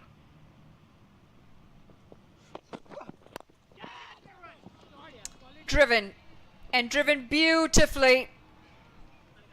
This is actually a top shot because the ball really wasn't that full. He really catered for that movement as well. Got his head into perfect position. Look at those hands. Aerial just for a brief moment, but away from the fielder. This is a glorious piece of cricket. 2 sensational hits to the boundary fence. 1 on the full and 1 along the ground. Aryan Patel's going to be very upset with Ladda with every boundary that's getting smacked after this by Saiteja Mukamala. Good carry. Good shape again from the youngster. There's a lot to like about Aryan Patel. Despite getting hit for 4 and 6, he just ran in, pulled his length a little bit, still getting that movement. Taylor has removed the slip. He really doesn't want any of these outswingers to take the edge and head in that direction, because he will regret that as a captain. For now, bowling without a slip, Aryan Patel. Well fielded. Aaron Jones, so good in that position. I'm wondering if this might have carried. His reaction would suggest so. It'll be a very interesting replay. Once again, the shape was there, but not afraid to drive, and it went aerial towards Aaron Jones. Oh yes, comfortably carrying. The kind of fielder that Aaron Jones is, he would really be disappointed with himself. 2 drop catches now. Saiteja Mukamala.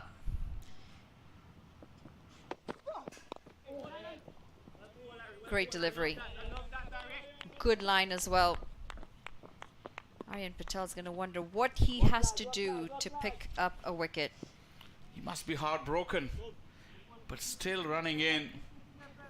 That last delivery was also, it just shaped away from Midland leg line, almost turning Mukamala around, almost a leading edge.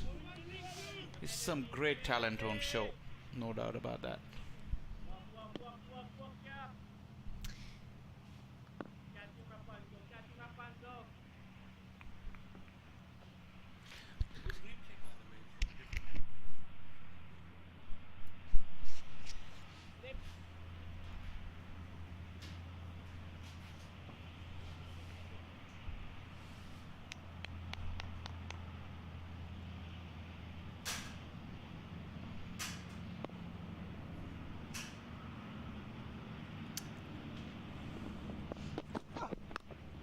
Oh, this has popped up.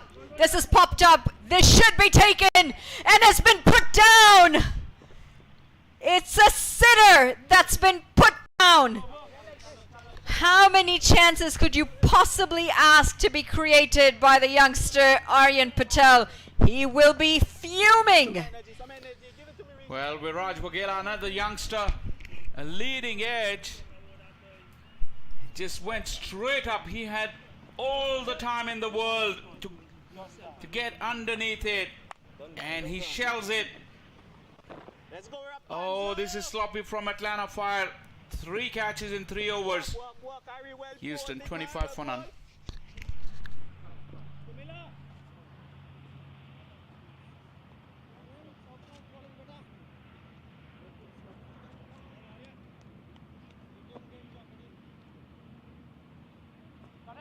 Sunny.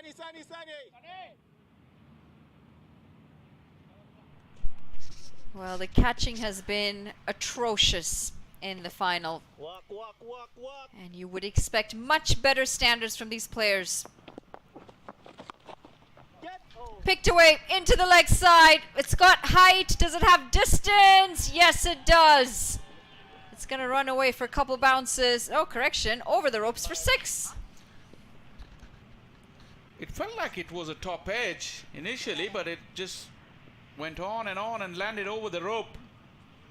Oh, it was pretty clean strike. He actually did give it a fair thump. I initially thought he was helping it along the way and it took a top edge. Not to be. Smith Patel really will be feeling good about himself because he got dropped and then insult to injury. So often is the case when you drop a catch, the next ball goes for a boundary. And this is so deflating as a fielding side. Can Atlanta Fire bounce back?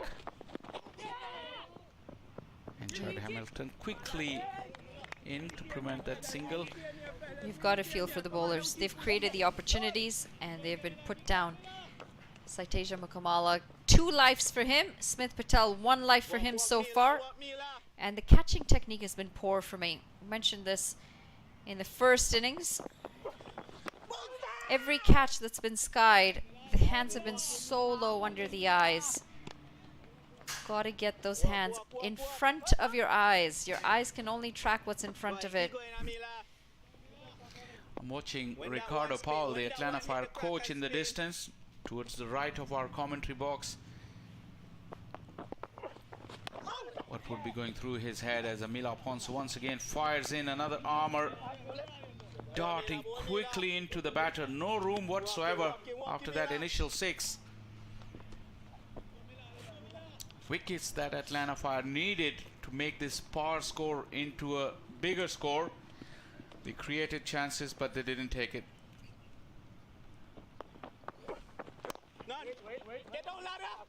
He's bowling a good length here, Mila Ponzo. Back of a length, he's darting them in as well. Not allowing for the batters to be able to get under it.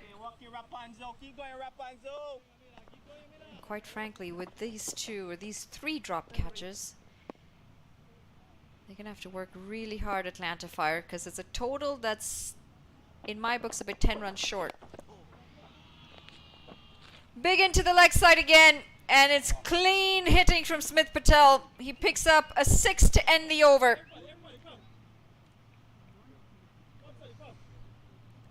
Every blow to the boundary fence, and Atlanta Fire would be thinking about those catches. This one was a clean strike. Covered the angle beautifully from Amila Ponso. And he found the middle of the bat. You give chances to players of this quality, they will make you pay. 4 overs gone. And Houston Stars are well on their way. Key thing is they prevented any early loss of wicket, and they had plenty of help from Atlanta Fire. 39 for none.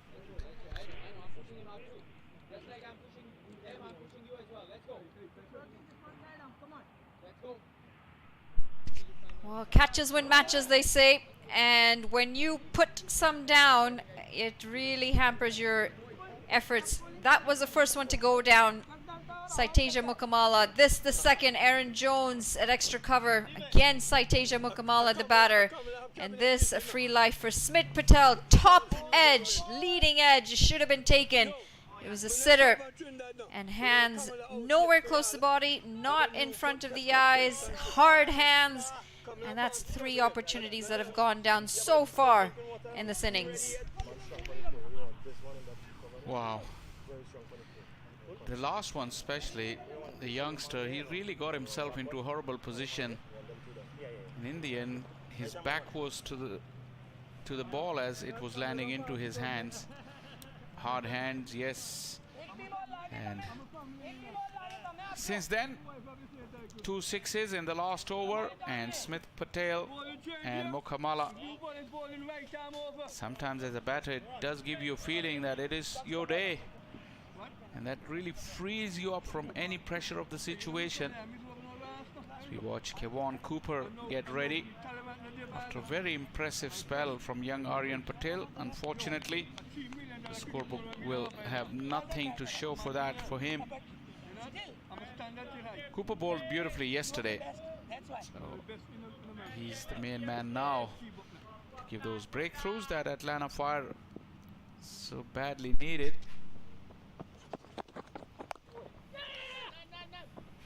This is a good length. Keeping back of a length, keeping the line very tight as well. Kevon Cooper, when he bowled yesterday as well, he bowled slightly fuller length and got plenty of bounce, and he was really difficult to get away.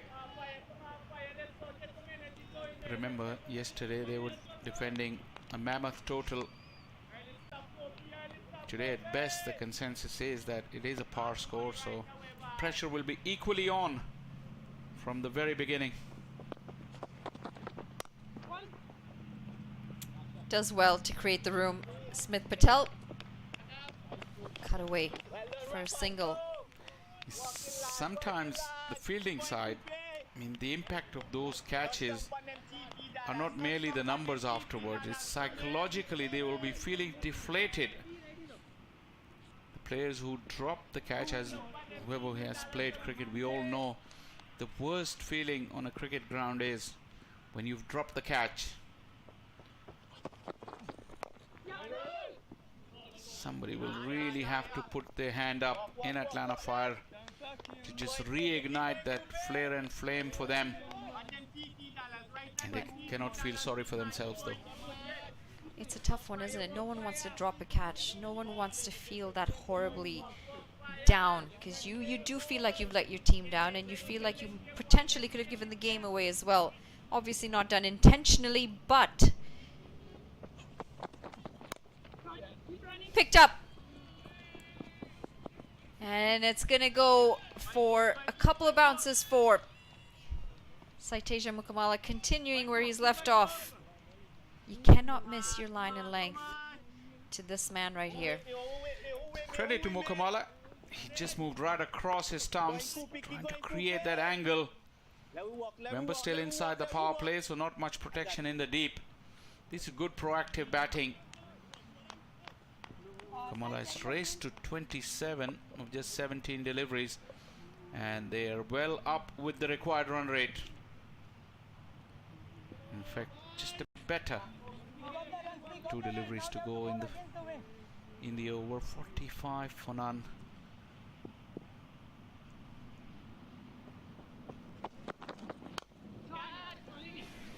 This is up and just over, I think, or did it bounce inside?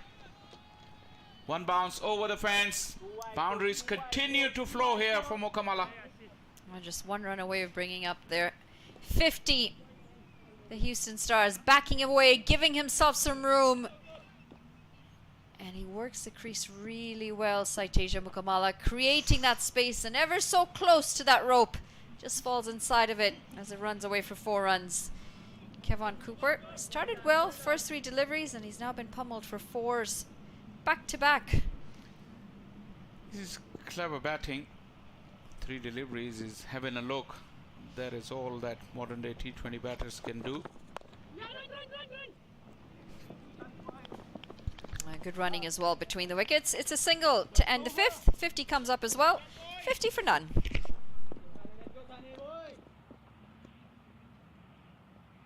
Come on, boys. Energy here. One wicket here, guys. You never know. Here's one brings two here. Let's get around.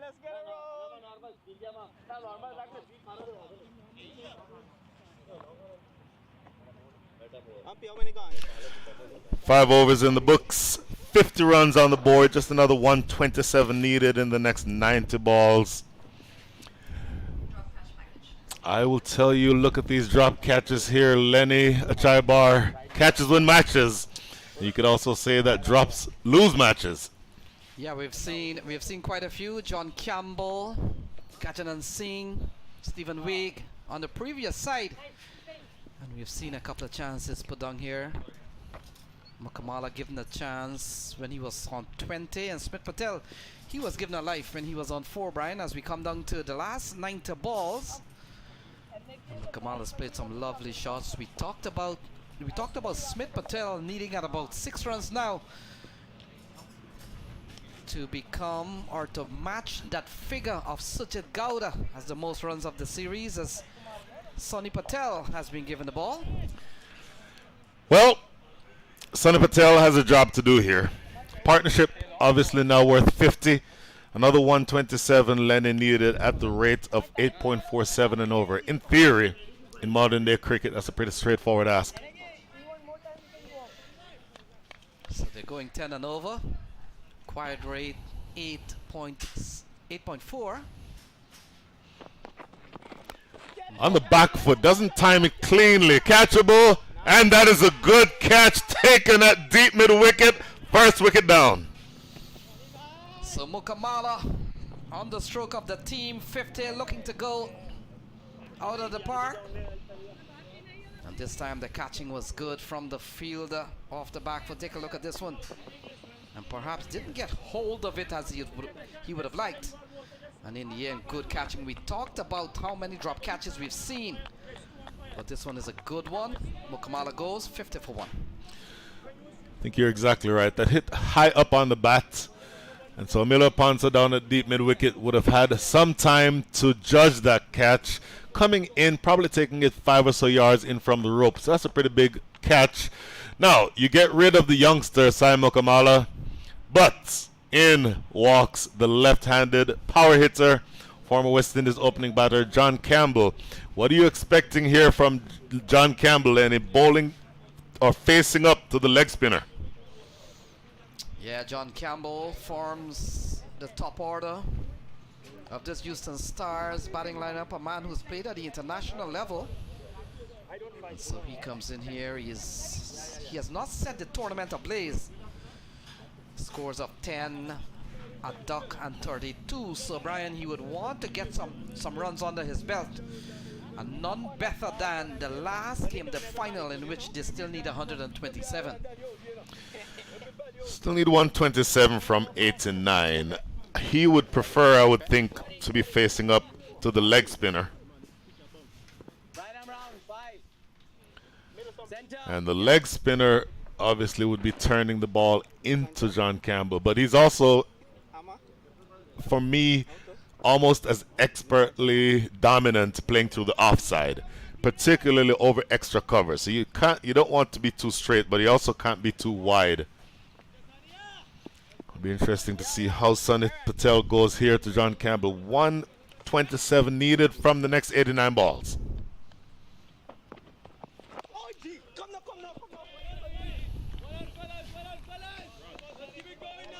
Yeah, Sonny Patel, a good start for him.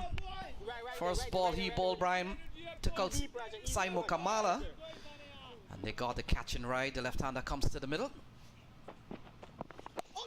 Oh, outside edge, running away down the hill, got at least a couple. Not exactly where he was looking to play it, but he gets 2 runs off the mark. Yeah, good shot from John Campbell. I talked about the 4 innings John Campbell has played, Brian. His highest is 32. He got a 10, he got a duck, and he got 28 yesterday. And I'll tell you, he's a world record holder along with Shea Hope. Wait until you hear the story. This I gotta hear. Boy, Lenny, you have more stories than anybody I know. Oh, he's gone! Off the back foot, taken right at short, extra cover. Big catch taken by Rajdeep Darbar. Wicket number 2 in the over. So John Campbell will not make much today, and we were just not too long ago talking how the catching has been atrocious. But look at this one, into the hands of Rajdeep Darbar, a firm chance, and John Campbell walks back to the shade. 2 down is 52 on the board. Oh my goodness, that's a good catch. That ball was struck with power, and it was traveling. John Campbell taking his time to get off the field, but generally speaking, if they hit the ball in the air and they catch it, you have to go. So you can understand his disappointment, but that's 2 big wickets there, Lenny. Yeah, Brian, and the story goes that in one international cricket, Brian, they've put on the highest for the first wicket along with Shea Hope. 365 for the first wicket. Both batsmen getting 150 as Gajanan Singh walks to the middle. So say that again. I want to hear as we see the replay. Look at this catch first and then tell me that again. That was blasted. It was absolutely blasted, but Rajdeep Darbar to his right has a good pair of hands. He's a wicket keeper sometimes, yes. Plays in the field today and absolutely snaps that one out of thin air. So, back to John Campbell. Say that again. John Campbell and Shea Hope has the highest first wicket one international partnership of all time. 365, Brian. Both batters getting 150 plus. Wow. Against Ireland. Might have been in 2019. So, John Campbell and Shea Hope at the top there. Well, he would have wanted some of those 150 plus runs today because he falls for the paltry score of 2, just 2 more runs than you and I scored, Lenny, and we're not even in the game. Yeah, Gajana Singh comes to the middle.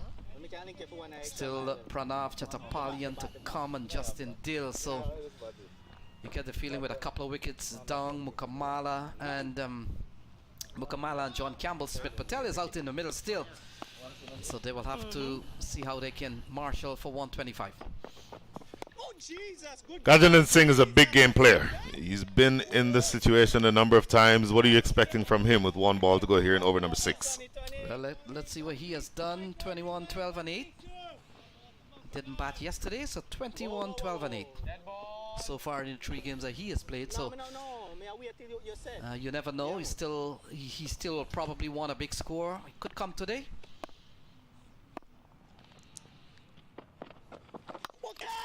Oh, just over the top. Almost had 3 in the over. Goes away for 4. An eventful over comes to a close.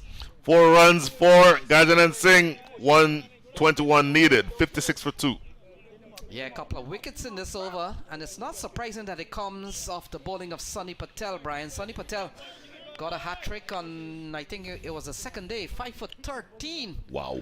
And he stands, if there's an award for a 5-wicket haul, I think Sonny Patel could be walking away with 1. 6 gone. It's 56 for 2.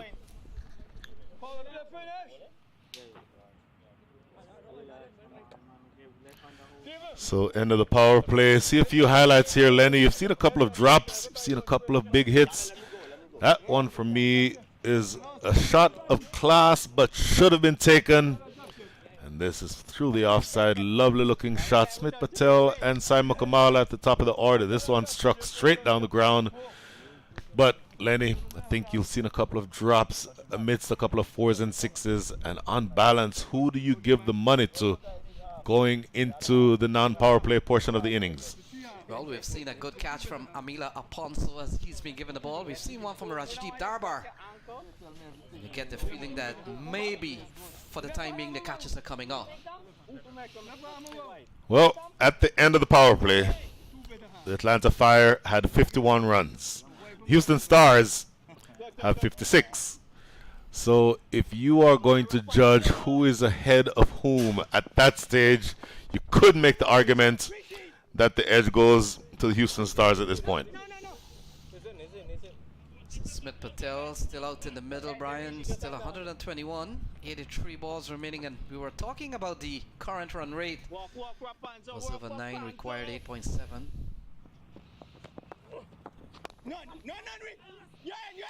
Run out opportunity. Oh, that's a slip out of his hand here. So the required rate, Lenny, as of right now, exactly 9 runs and over is what they're scoring. So they require another 8.78. In theory, a pretty straightforward chase. I wouldn't say, well, they'll have to form a partnership here. Gajanan Singh has just come to the crease. Smith Patel, in addition to what we're saying about this chase, he needs 5 to get to the top to reach Sujit Gowda most runs of the series. But this partnership is really going to be key between Gajanan Singh and Smith Patel. So the left armor bowling to the left-handed Gajanan Singh, of course, turning the ball into him, but not really giving it much time to turn, pushing it through at pace into the offside for a single. Yeah, and Smith Patel got very close to the first 100 of the series, Brian. He got a 99 or a 98, depending who you talk to. The official score has him at 99, but there was Kong probably around the 98 mark. But fact is, got a big 50. It's a bit disrespectful to that score to call it a 50. I would almost prefer to call it an Milo Ponce into his third over. Off the back foot. Didn't quite carry to Kevon Cooper, and then he fumbles it. So they'll get a single here. Milo Ponce, 1 ball remaining in his third. 20 runs is what he's given up so far. Do you hold back Amilo Ponce's last over for later in the innings, or do you bowl him out here? Well, he bowled well yesterday, Brian. He was the pick of the bowlers, got 3 for 18. Who we haven't seen, and I won't be surprised because of Gajanan Singh, the left-hander. Once he comes in, Stephen Taylor hasn't bowled yet. So that's a good bowling options. We know Stephen Taylor has bowled in international games, so I wouldn't be surprised. I think Stephen Taylor would certainly be saving his 4 overs for the likes of a Gajanan Singh. Last ball here in over number 7. Tries the sweep. Hits him flush and given! Oh, how big a wicket is this? Plumb in front. Myron James thinks that he is right in line with middle and leg. Your opinion, Lenny Chaibar. 59 for 3. So this one, Gajanan Singh. So another wicket goes down, 59 for 3.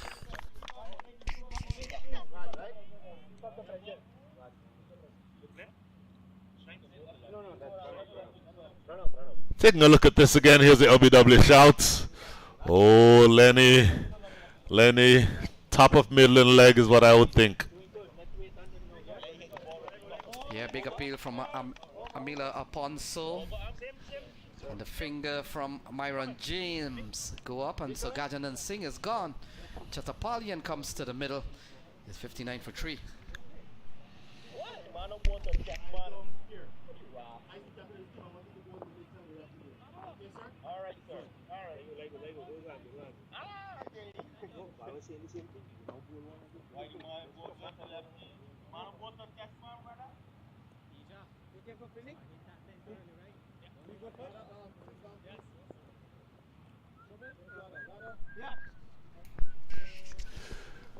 So a big wicket there.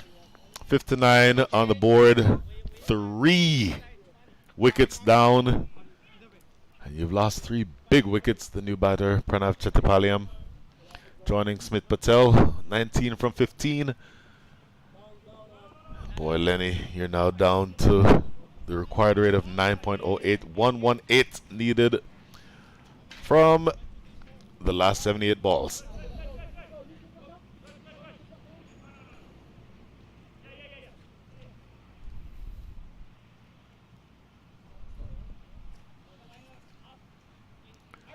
So Kevon Cooper switching ends now, bowling from the forest end, the northern end of the ground here in Prairie View. And Smith Patel, how much pressure is on him now to sort of steady the ship and get some consistent run scoring going?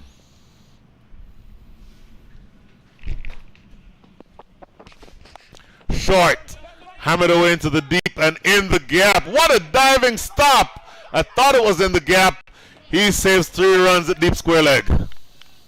Yes, Smith Patel will have to take on added responsibility. We know he was always going to be the big bat along with Mukamala, but Mukamala's game is done for the time being.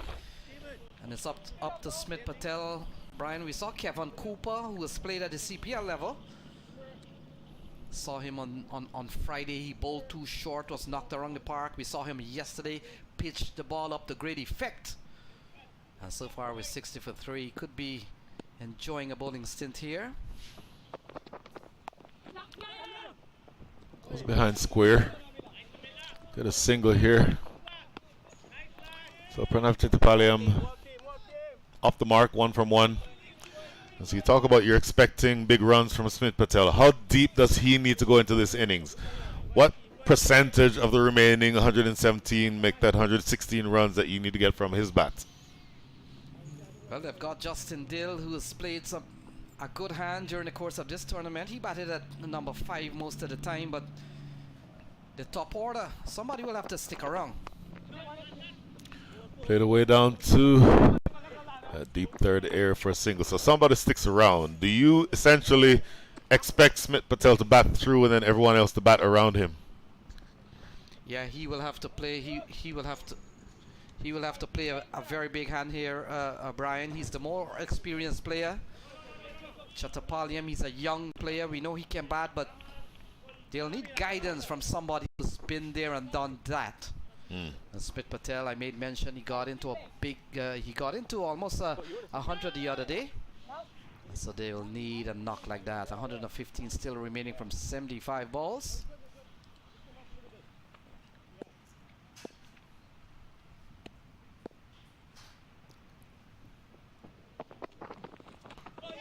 Goes for the big drive. Chettipalayam not able to make contact. Kevon Cooper with his hand on top of his head. Thinks that one should have tickled the willow. Yeah, that has been the difference here from Kevon Cooper. When he runs in and he pitches the ball up, things happen. We've seen one day he was knocked around quite a bit around the park because he was bowling too short. And you get the feeling with his pace these days, maybe that's the reason why he was hooked and pulled around. You mentioned his pace, and he bowls relatively quickly, but his real advantage is his height. I would estimate around 6'4", gets good bounce from a good length, so he can be hard to put away. But of course, you still need to get the ball in the right places, and Smith Patel in particular is a very experienced batter, very experienced campaigner. He would have seen bowlers like Kevon Cooper throughout his career. Yeah, this over's gone well for Kevon Cooper. He's only given up singles so far. And things have been quiet here for the Houston Stars. Our local team, Brian, would be quite happy that they got into a Houston Open final.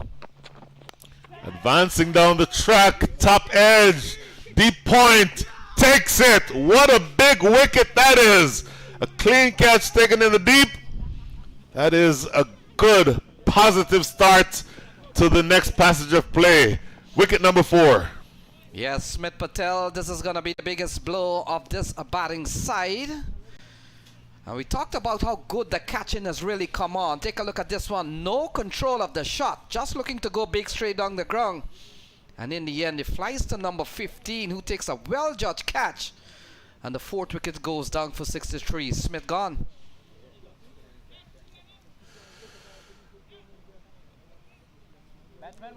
Boy, with 1 ball remaining here, you're going to have Shreyan Satish. You saw him with the ball earlier. Relatively part-time bowler. I don't think he'd be offended by me saying that. But what he's known as here in the Houston area is a good young attacking batter.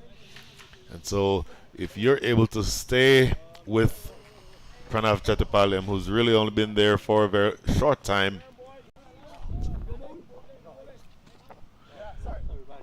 go a little bit deeper into the muck here, because I'll tell you, might have been Rishi Pandey, I think, one of the substitute.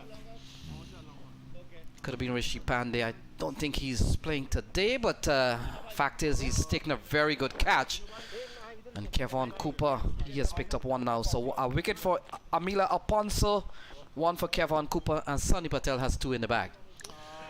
oh my goodness. So that is the end of 8. 63 for 4, Lenny. And things just got a little bit harder for the Houston Stars. So Lada has been given the ball. That's another big bowling option available for Stephen Taylor and the Atlanta Fire. Well, Sarvjit Lada is an interesting bowler, leg spinner.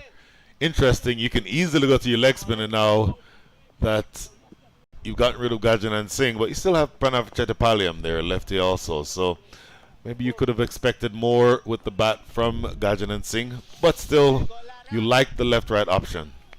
Yeah, a couple of right-arm leggy here. Sunny Patel is one, and then Sarabjit Singh Lada. Some teams find it hard, Brian, to have just 1 right-arm leggy, but Atlanta Fire has got 2. Double trouble.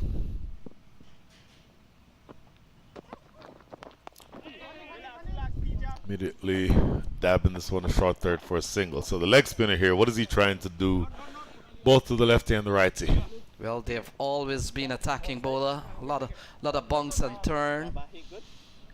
And they have a little bit more variety than probably a slow left-arm orthodox spinner. They've got the googly. Some of them have the flipper. And for the likes of Singh Lada and Sunny Patel, they've played top-level cricket for some time. So a lot of tricks in their arsenal.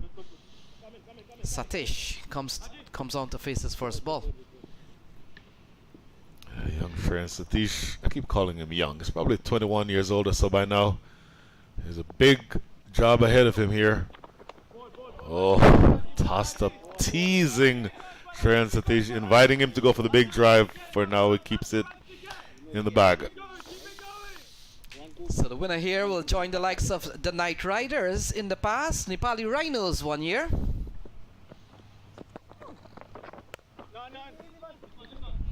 Gets off the mark here, Shreyan Satish. And so the equation gets just that more difficult, Lenny. 3 balls remaining here in over number 9. The required rate now up to 9.74. And the best way to restrict scoring is to take wickets. And that's what you've seen so far. 3 balls remaining over number 9. Yeah, their run rate is beginning to climb slowly.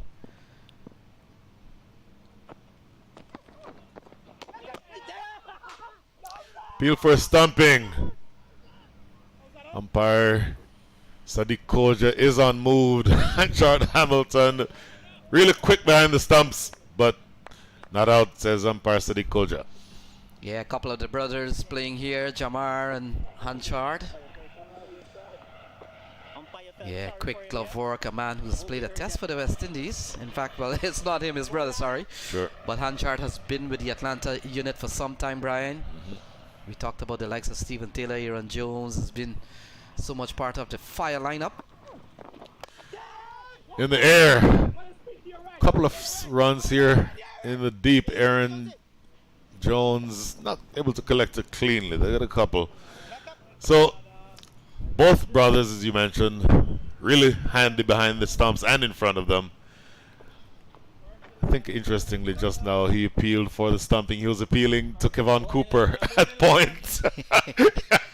Kevin Cooper will probably have a different opinion from umpire Sadiq Koja. Last ball in over number 9. Lenny, that required rate sneaking upwards, now 9.85. Good looking strike. How much of it did he get? Not enough. Taken head height at long off, and that is wicket number 5. They go further into trouble here, the Houston Stars. 67 for 5. Yeah, no one bites the dust. And Atlanta Fire certainly on fire. Take a look at this one with a run rate that is climbing every over. And look at that. Amila Aponso's having a very good day. Easy catch in the end. And the 5th wicket goes down. Chattapaliam gone. 67 for 5.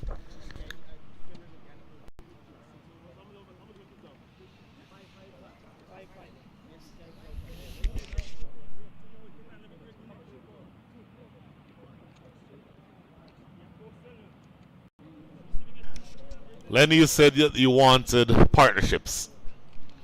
You had 50 for the first partnership, for the first meeting, for the first wicket.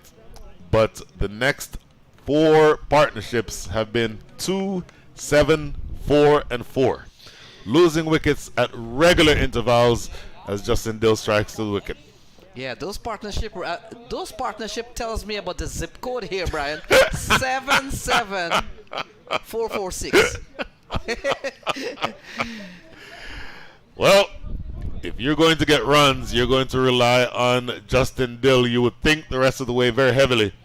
Joining Shreyan Satish, Justin Dill, a very, very highly rated all-rounder. But remember, he's carrying a bit of an injury. Obviously good enough to bat, but he was not able to bowl. So you would think he'd be limited in some ways. But he still has a bat in his hand, still able to do some damage. Yeah, got a 32 as his highest so far. 32 and 5. Didn't bat in a couple of games, so he comes in here. They're needing 10 runs and over, Brian.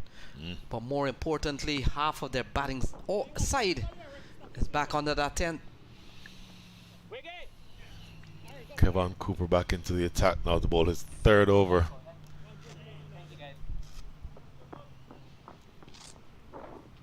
Yeah, we talked about years ago, Brian. Do you recall the Nepali Rhinos winning at the Houston Open, and then the Knight Riders, who has had very good run in this tournament, Jaskaran Malhotra, leading them 2-3 years? In the air, good looking shot, at least a couple of runs here. And that is going to be a man who's not yet bowled, Fanny Simhadre. When do you bring him on? Yeah, he's another bowling option. I think he could maybe take a break today. 5 gone, they still need 108 from 65 balls. Asking 10 runs and over. And now it will be up to Justin Dill and the likes of Shreyan Satish and the others to come if they come. Looks for the pull. Missing out on the shot a little bit late. Good delivery here from Kevin Cooper. Yeah, Atlanta Fire has always been knocking the doors of these local franchise tournament, Brian Walters, and I think in 2025 it's beginning to blossom into a possibility. They're really in a good position at this juncture of this match. They're in a fantastic position, Lenny. One of the best things about being here in the Prairie View area is that you have a lot of very kind people around. It's a hot day, so somebody brings you in some Gatorade. That's the kind of thing that just really you have to appreciate. I'm not sure exactly why Manali Patel is laughing, but I'll tell you, the Gatorade in this part of the country is spectacular, Lenny. Last 3 balls, advancing down the track, missing out. Justin Dill knows that you need to start accelerating. Only 2 runs from over number 10 and 2 to come. Yeah, Kevin Cooper has really bowled good since yesterday. And he continues to give this Atlanta Fire good bowling performance, a man who's played at the top level. And you get the feeling that Ricardo Powell, who's done some work with the Atlanta Fire, Brian Walters, has made sure that he's instructing his fast bowler to bowl in the right areas. Goes for the big hit. How much of it did he get? He clears Aaron Jones, clears everyone all the way for 6. Welcome 6 that. Yeah, that's the 4th 6 of the innings. We've seen 2 from Smith Patel, 1 from Mukamala, and now 1 from Sriyan Satish. He'll need a lot more than that. It's 102 to win from 69 balls.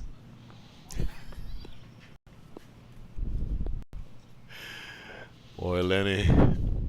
Last ball coming up here in over number 10. Goes for the pull. How much of it did he get? Not enough. Caught it long on. That is wicket number 6. 75 for 6. And the Houston Stars, Lenny Achaibar, are in all kinds of trouble. Yeah, Sriyan Satish comes out trying to force the issue. They have to. And in the end, they've lost another wicket here. Sriyan Satish is gone. It's 75 for 6.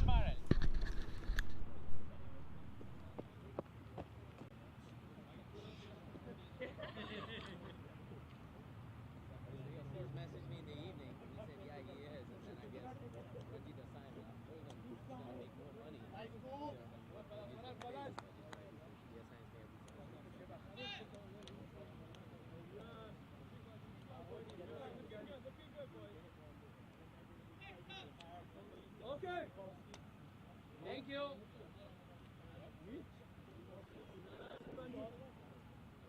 Devin is the same thing too. You know that?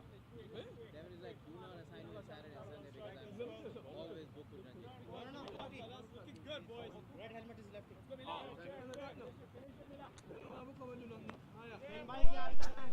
Well, in a bit of trouble here, the Houston Stars.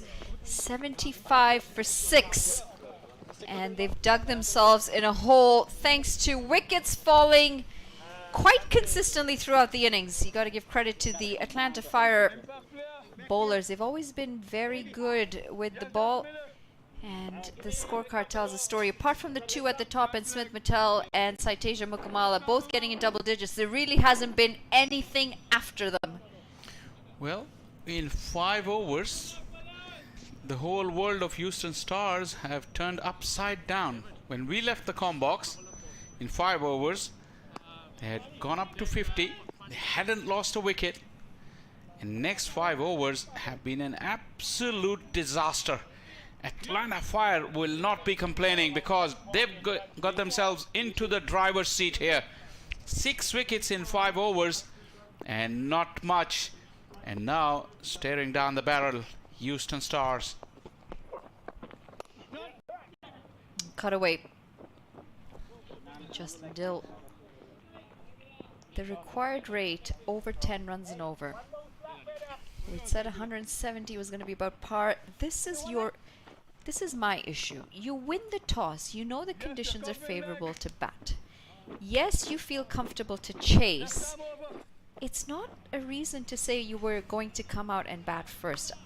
Or we're going to come out and bowl first, I should say. If they've won the toss and they can set a target and put that scoreboard pressure on the opposition, you should be doing that. Ooh, drift in the air for Mila Ponso, almost at a Yorker length. Saklan Heather is struggling, the throw is weak. And the dive was just in time.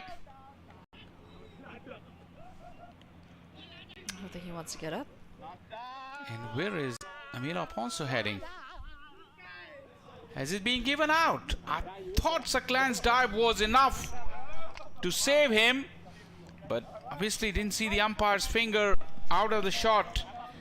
But Atlanta Fire celebrate, and yet another wicket falls. Wow, this is absolutely disastrous for the Houston Stars. This is a really interesting loss of wicket, because at the naked eye it looked like he might have been in. It'd be very interesting to see how close this might have been. Coming back pretty hard now. He does start to veer away from the stumps. I'm going to try and go as straight as possible. Full stretch dive. Oh, he is out. And look at the path that he took on his return at an angle, giving himself more distance to cover, and that's why he was short. The decision was absolutely perfect. Excellent camera work as well from our crew. 77 for 7, Houston Stars slump. Rajnanan, he's going to have to try and pull off a miracle here for his side as he walks into a very tough situation. 77 for 7 is not where they would have expected themselves, the Houston Stars. And with 170 odd is what they'd had in mind. You would have thought that they would have anchored this chase a little bit better, especially getting some life up at the top as well in the 3 drop catches. They had so much help. Even now, if you look at the required run rate, just slightly above 10 really wouldn't scare any of the modern day T20 batters. But the problem is the number of wickets. In my opinion, 5 wickets too many. They have left themselves with close to no chance. I know cricket is a funny game. Can it be that funny for Atlanta Fire and Houston Stars? Because I don't see a way back for Houston Stars. It's the wickets column that's a big concern, and it's the wicket columns that would favor Atlanta Fire. What an incredible tournament this has turned out to be, though. Houston Open 2025. We've seen some great cricket, some really good batting performances, some good bowling performances as well. Mila Ponzo would fit the bill of being part of that good bowling performance time and time again. And it's all come down to this game, the final.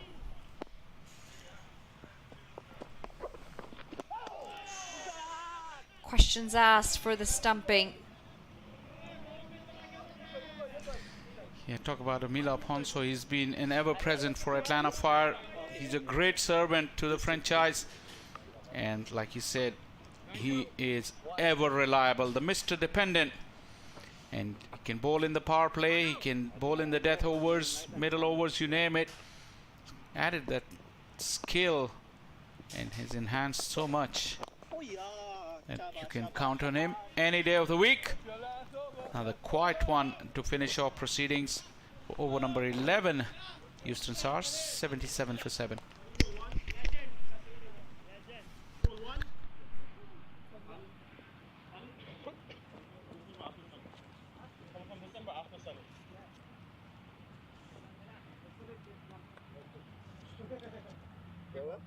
Hopefully it gets done after you defend. I'll bowl it for you.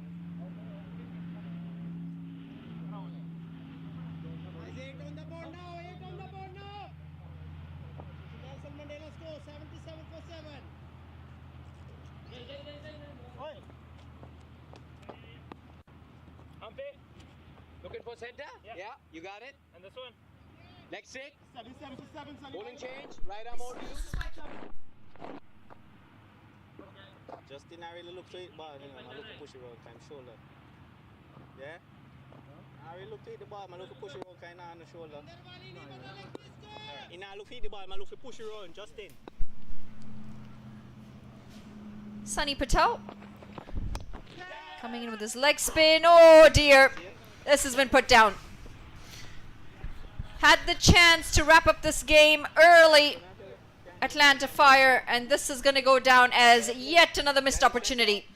How generous they have been. You can say sloppy, but they've really not been made to pay for these mistakes, because this is the 4th one that I can think of.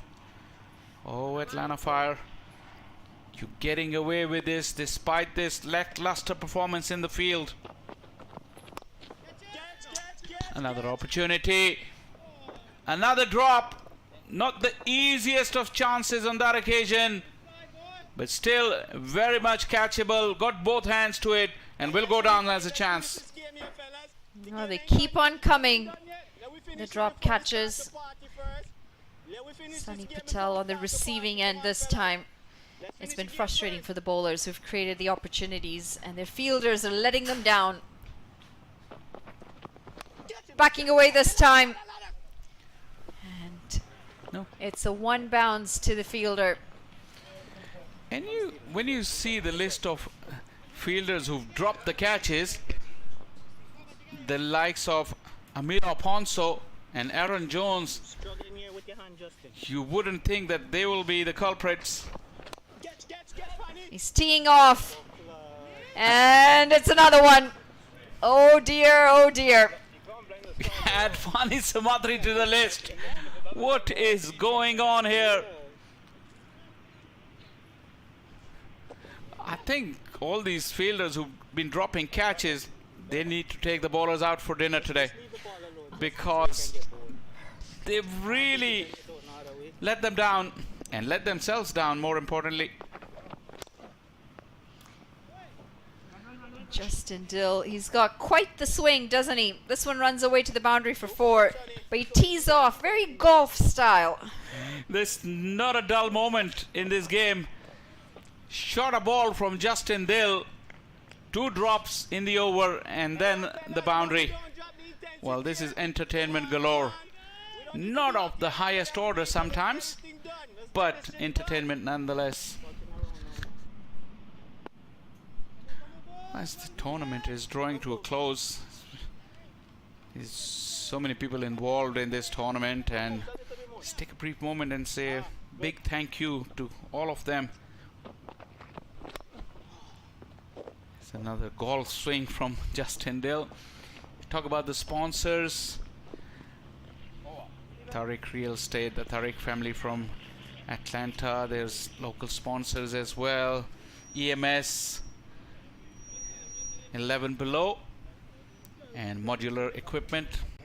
They've been the people who are behind this project. And remember, Atlanta Open is not too far away as well, coming to you in October. Another high quality tournament. Yeah, this hats off to those individuals and organizations who've really made this possible and make it a very enjoyable week of cricket here at the Prairie View Cricket Complex. I need all of these organizers, all of the support from the sponsors, because to grow a sport, it takes a village. And oftentimes a lot of these people go unmentioned, especially the organizers who do all the work in the back end. As we take a look at our sponsor billboards,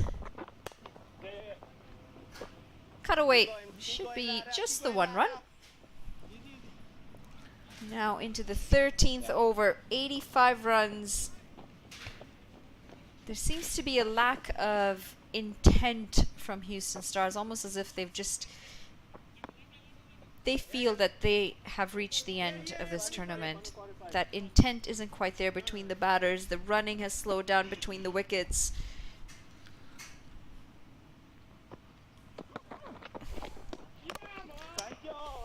Well, that's going to be another one.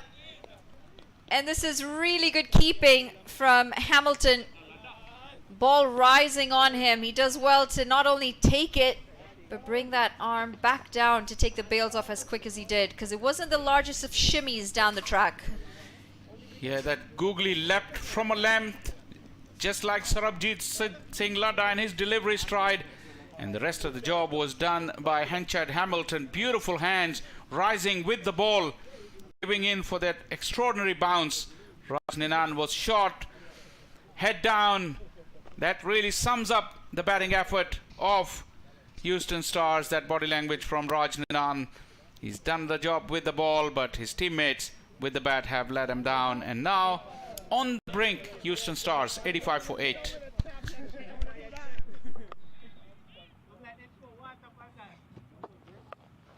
You good here, man? Thank you.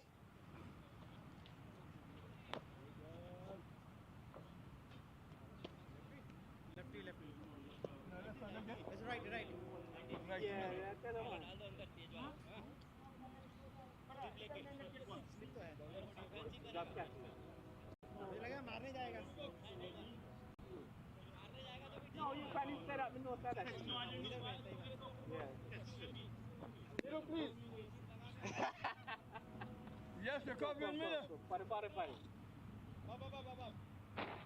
Left arm around. Right arm. Right arm over. Yo.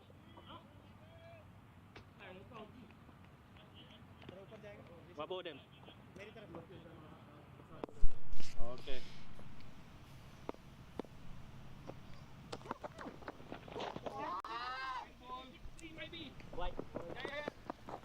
frustration. A bit of a shout from Sarabjit Ladda as they come across for 2 runs. Sorry, Chad. No, my bad. I should have helped you out right there. Well, thanked our sponsors. Obviously, we have to say a great thank you to the players who really put on a show.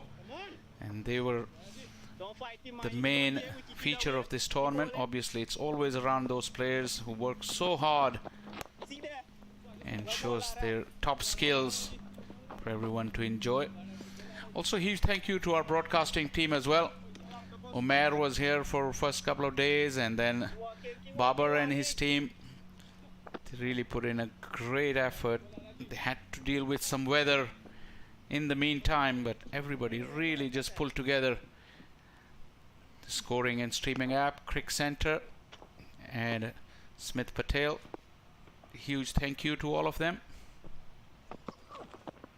Oh, Jesus. Good gracious. Flight trying to egg on the batter. Sarabjit won't be shy at the worst of times to throw the ball up in the air, let alone with the opposition 8 down and a long way away from the target. Oh, Jesus. Well, ball, ladder. Well, ball, ladder. I love the change. It can be very frustrating for a bowler when you've got You're a champion bowler, ladder. the batter just taking a nice stride, defending it, where you're trying to loft it, flight it, and draw them and entice them into a big shot. This time, he does go for the bait. Does he have the distance? By quite a margin, he does. He's going to finish the over with a maximum. Justin Dill, he's been trying this for a while now. This time is in the arc and long levers into good effect. That carried a long way to close out over number 13, 95 for 8.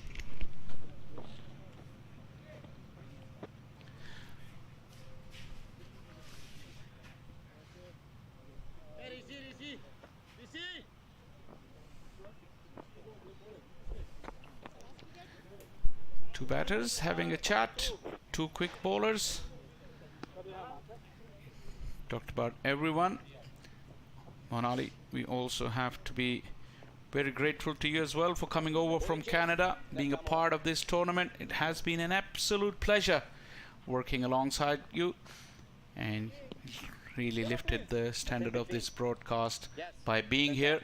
Well, thank you very much. I hope you enjoyed it as well, and I'm pretty sure, and going around the ground, we know that all the fans who've been watching this, they really enjoyed your commentary and you being here.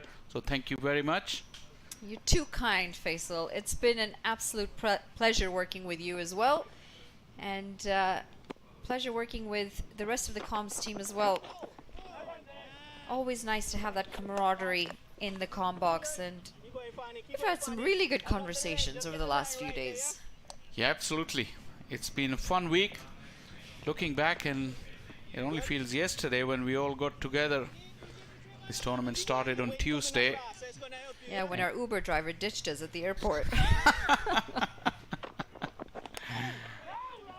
That was Monday evening, so it's almost a complete week as a wide has been signaled. No action in terms of the run out or misunderstanding. Yeah, it's been a fun week and doing something that we really love to do. And hopefully there will be opportunities coming around pretty soon to do it all over again. The cricket calendar in USA is getting busier and busier, and obviously in your case you got other ventures as well. I look forward to working on another project with you soon. But you mentioned it, cricket in general, the calendar has gotten so busy over the last few years.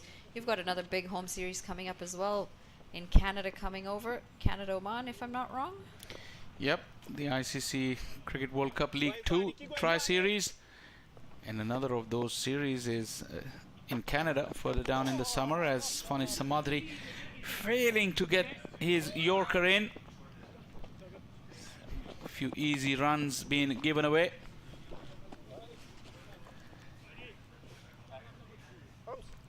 Push up.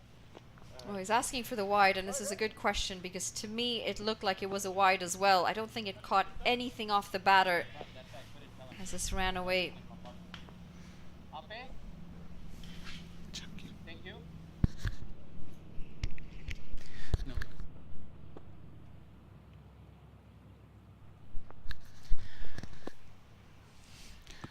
He's given us runs. The batters shouldn't be aggrieved as much because there's runs against his name. Yeah, but an extra ball could mean, you know, the potential of being able to get a second chance at hitting it further. Maybe getting a boundary in the over. 2 wides already. He struggled for his line, Fani Teja.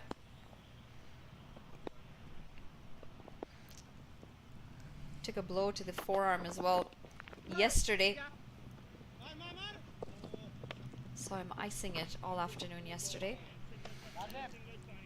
All these aches and pains are well worth it when you get your hands around that beautiful trophy. Not to mention the very attractive cash prize of $50,000.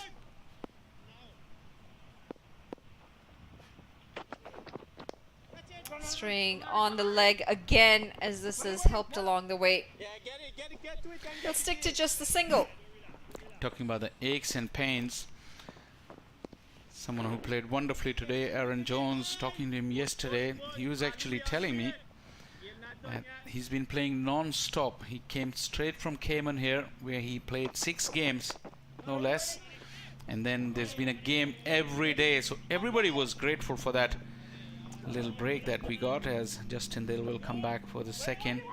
So they go for the third. No, they decide against it as this has gone for overthrows again.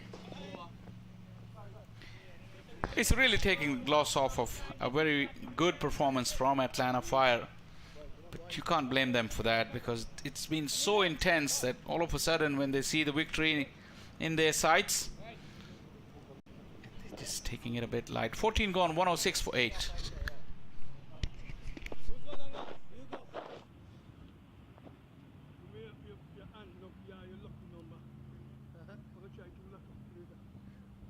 भाई ये final नहीं लग रहा है It looks like a league's first game. Good, good. All good, man. No worries. Right, time over.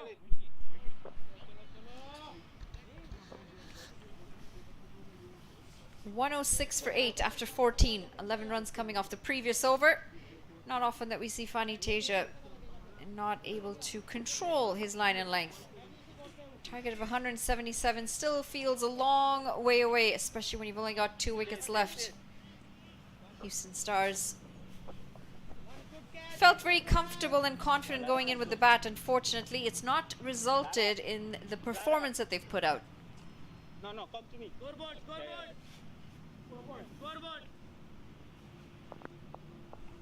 Right, time over.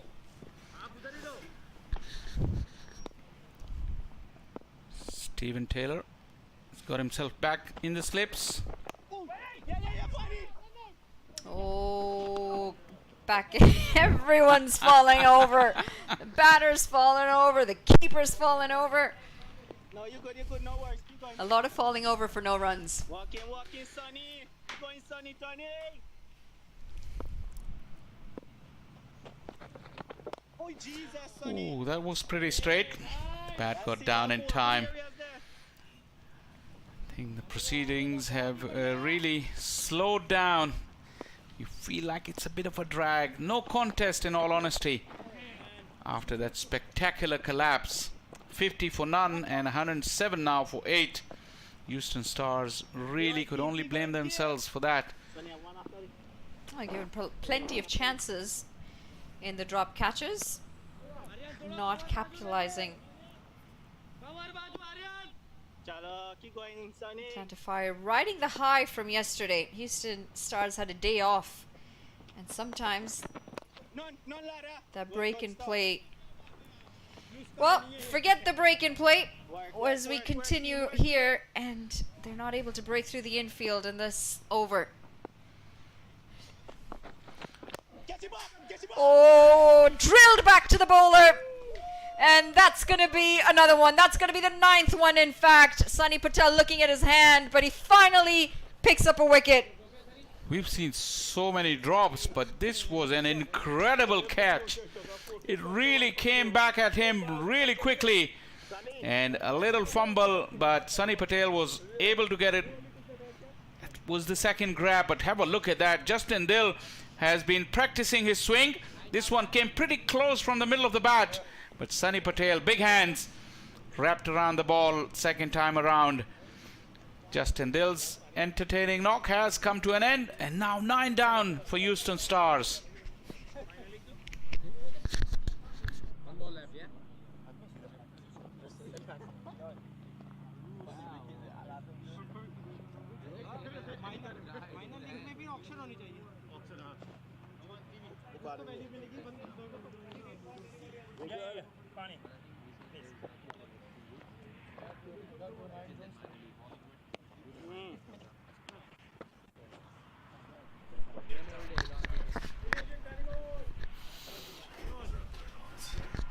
So Brian, we come down to the last wicket here, standing 107 for 9 with 70 runs to win from 31 balls. I get the feeling that a wicket can fall and end this quicker than 70 runs or 31 balls remaining.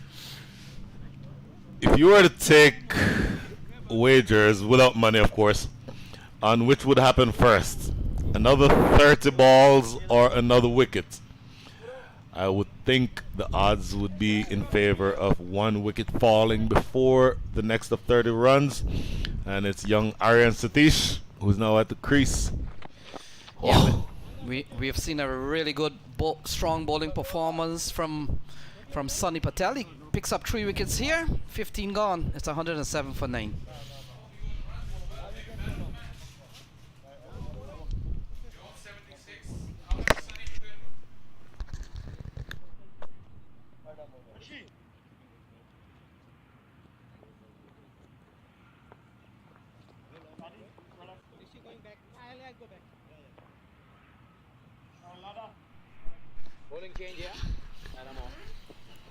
So Fani Simhadri looking for 1 more wicket. What a moment it will be for the Atlanta Fire. And Brian, I made mention they have been knocking on the door on several local tournaments over the years.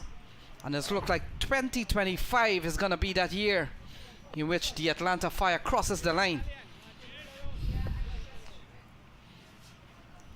Well, Lenny, despite a bevy of dropped catches, and they will have wanted to have executed better in the field, but you cannot say anything at all about the bowling.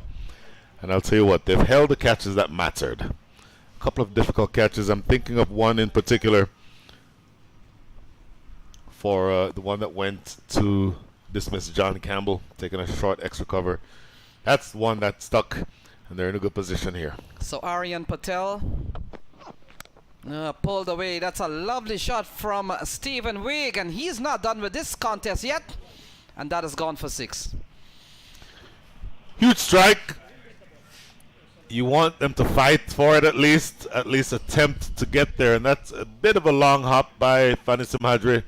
Generally does better when he pitches the ball up. This one dragged down, and Stephen Wigg pouncing all over it for 6. Brian, let's quickly take a look. We don't have too much time because they're hanging on a thread here with 1 wicket remaining. A lot of runs to get, but let's take a look quickly at the pathway of the Atlanta Fire road to the final. Well, they won against Clarion Eagles 109 to 59. They lost to Knight Riders United, couldn't get to 165 when they chased, and against Samp Army they were able to amass quite a big score against Samp Army, and then of course in the semi-final scored 200 on Clarion Eagles. So that's your path to the final. Outside the off stump, and signal a wide from umpire Sadiq. My apologies. That's actually Aryan Patel bowling from the forest end, the northern end of the ground here in Prairie View. Open the bowling, 2 overs up front. Starts out here in wayward fashion, 6 and then a wide. Yeah, earlier we saw a good start from Mukamala and Smith Patel, but you get the feeling once they were removed, Brian, the game played a little bit easier for the Atlanta Fire. Full toss. Played back to the bowler. A run here for the Houston Stars. Look at this. Played right back to the bowler. Was in line for a return catch, but he was surprised by it. And I think that might have just burst through the hands on the follow through. Could have had wicket number 10 in spectacular fashion. So a couple of wickets for Lada, a couple of wickets for Kevon Cooper. Take a look at this one. Might have been a little bit on the high side, but in the end, a single to Stephen Wake.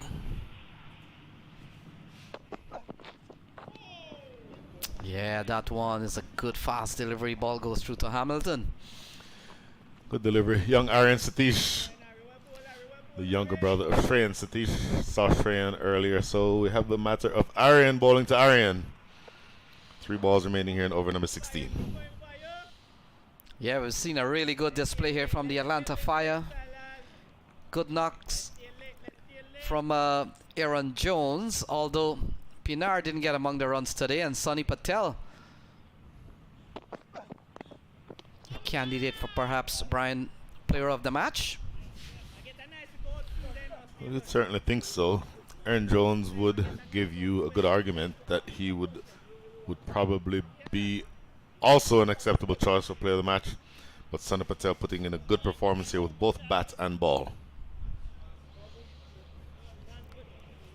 So we've had a good tournament. Had 8 a strong team that got to the starting line on Tuesday morning. And it came down to the last 2 here in the final stage of this tournament. Oh, rammed away. That's a lovely shot from Parikh. And we'll have to wait and see. Gone for 4. Good shot there, Brian. That is Aryan Satish stepping inside the line and helping himself to 4 runs over fine leg. You don't mind the innovation this stage of the match. It all comes off. If it comes off, wonderful. If not, you get to hit the showers early. But always good to get some runs against your name. So we come down to the latter stages here. Still a long way to go in terms of runs to get 58 to be exact. Into the offside. Could be looking for 2. Well, they settle for 1, Brian. 16 gone. It's 120 for 9.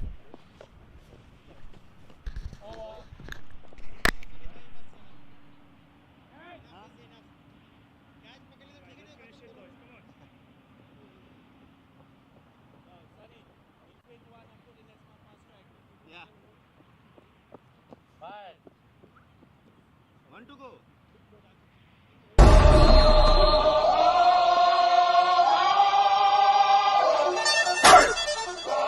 Here comes the, y'all don't really want it like that. Here comes the. Gotta get there. 1 good catch, 1 good run out. And then? So 120 for 9. Sonny Patel looking for more. 3 for 14 so far, Brian. He's really been good in this final. It's always good to have a good leg spinner in the side, which is why I would question why it is that Aryan Satish, who's now batting, was not used. He's a good leg spinner. Young, but you'd think a leg spinner would have done well at the top of the order. So we'll have to wait and see for the signal here. Yes, Brian, we've seen time to time in this tournament some strange decisions made by captains from time to time. You look at this match, for example. I know he may not have been needed, but Simhadri bowled quietly. Worked into the onside and runs coming by singles as we come down to 21 balls remaining. Yeah, I mean, Fanny Samaji is a wicket-taking bowler. Over the years, has always led the minor leagues or been up near the top of the leaders in the minor leagues in wickets taken. Yeah, you get the feeling that Atlanta Fire has gone into a relaxation mode, realizing another mistake from any of the batters and it's all over. Lenny, this feels like a net session. Yeah, and with 16 runs and over here, Brian, with 2 last men standing. And I always remember there's nothing like an early game Nothing like an early game, Brian. You come to this stage and you realize you got 19 balls and the number 10 and the number 11, they block it out. You almost just want to toss one up and say, here, please, hit this. Let's just do something other than just blocking, because you want things to go along. Now, those two batters just got in the middle, spoke to each other, Aaron Satish and Stephen Wigg. Wonder what they would have been saying. So 3 for 17 to Sunny Patel, make that 3 for 18. And the 17th over comes to a close, 124 for 9. In fact, 125 for 9.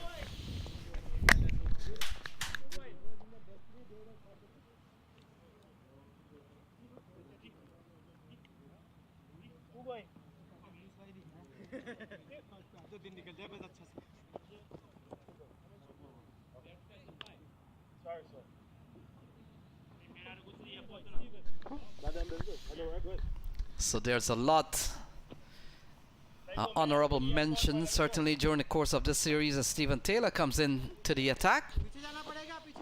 Najaf Shah, Brian Walters was at the top of the table of the most wickets in the series, but he didn't make the final, so it was always going to be the likes of Stephen Wigg, who had 7 coming into this match. And I thought Stephen Wigg picked up 1, so he has gone up to 8. But look at Sunny Patel. Sunny Patel came into this match with 6 under his belt, and he's picked up 3. So with one, the thing that Sunny Patel has joined Najaf Shah with 9 wickets in the tournament.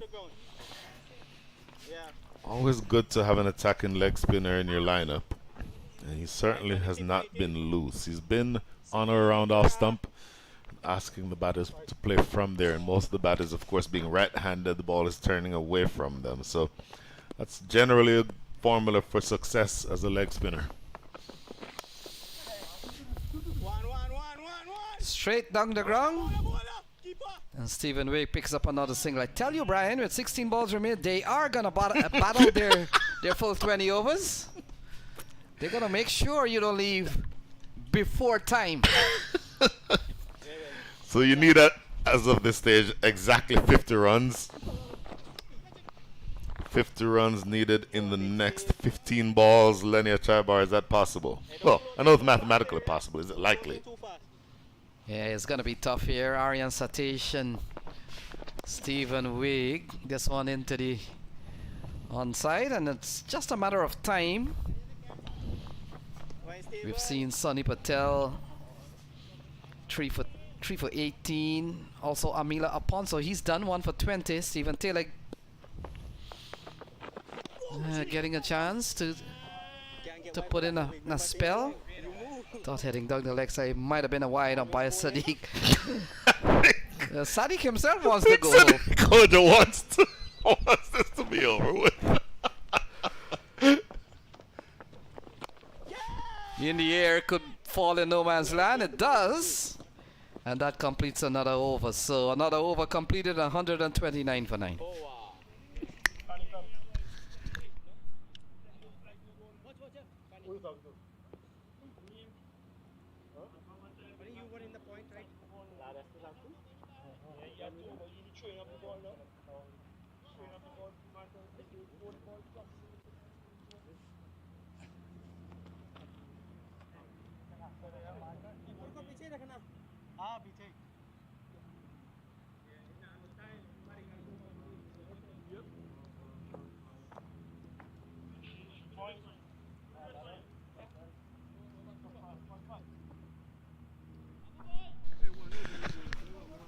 So maximum of 12 balls left here, Lenny. First 6 of which would be bowled by Pani Simhadri, left arm. Wicket taking medium pacer. First over bowled it from the northern end of the ground. That would have been the forest end. And now looking to take things over from the highway end. And speaking of highways, those of us who are from other cities other than Prairie View would be looking to get on the highway sometime soon, and we can't do that until this match is finished, Lenny. So yeah, maximum of 6 more balls. Yeah, I know Shaw Faisal has a quicker flight than me, but hoping to leave together. Lofted down the ground, and you said to me off the air, they're really about to take this all the way to the 20th over, aren't they? Yeah, teams when they enter competition, Brian, they want to get maximum play in these tournaments, and here is Simhadri. Sliced, taken at backward point. That, ladies and gentlemen, is the end of the game, and the small matter of 46 runs is what separates the Houston Stars and the Atlanta Fire. Atlanta Fire, champions. Yeah, Atlanta Fire has come back and have won this tournament in 2025. An impressive display, and it comes down to an end. They win, Brian, by how many? They win by 46 runs, as you can see on your screen. Yep. And congratulatory handshakes going all across the ground. Of course, good sportsmanship exhibited here.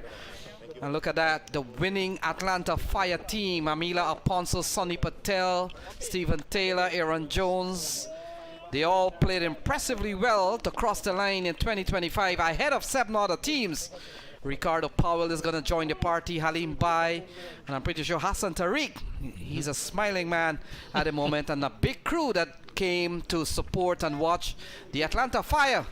And they're the champions in 2025 Houston Open. We saw very good knocks from the likes of Stephen Taylor, who got 36, but Aaron Jones perhaps put the game in a position that the Houston Star was always going to find a bridge too far. He got 66. Sonny Patel got 42, and watch out for Sonny Patel. He's a prime candidate maybe for the player of the match. If not, he'll probably go to Aaron Jones with a fine 66. All right, there you go, folks. And 66 by Aaron Jones. We know how strong a finisher he is. And when you look at the Houston Star batting card, 31 and from Mukamala, 21 from Smith Patel at the top of the order, but no one else supported the Houston Star. So there we have it, folks. Bowlers, Aaron Patel, 3 overs, number 34. For me, the best of the bowlers, as you heard from Lenny Chabar. Sonny Patel, 4 overs, 3 for 18. Excellent spell. Ably supported down the lineup. And so that is the end of the game, ladies and gentlemen. Stay tuned. We will have the presentation ceremony coming up very shortly. Stay with us. See you soon.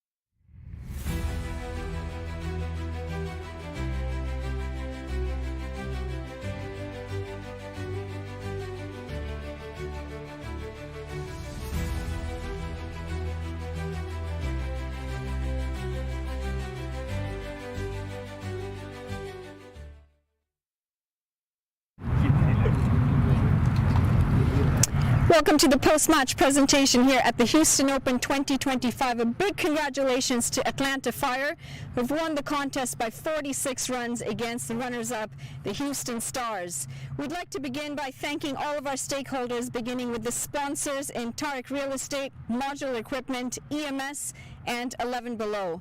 Thank you to Tanvir Ahmed as well for giving us this beautiful facility at the PVCC, the City of Prairie View, the team owners, the team staff, ground staff, umpires, and the organizers led by Mangesh Chaudhry.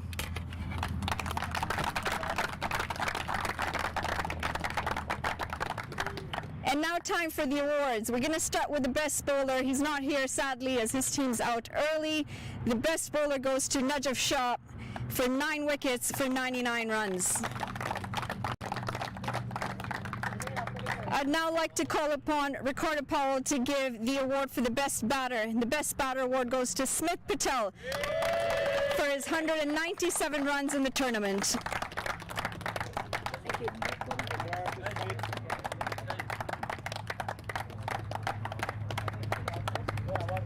Waist down.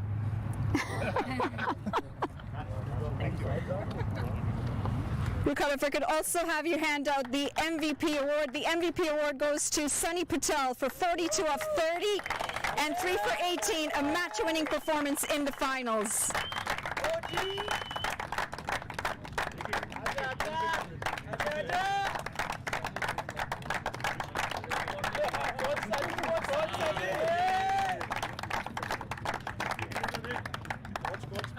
Thank you, Ricardo. Now I'd like to call upon Siddesh Patari, who's going to hand out the trophy and a check of $15,000 to the runners-up, the captain, Smith Patel.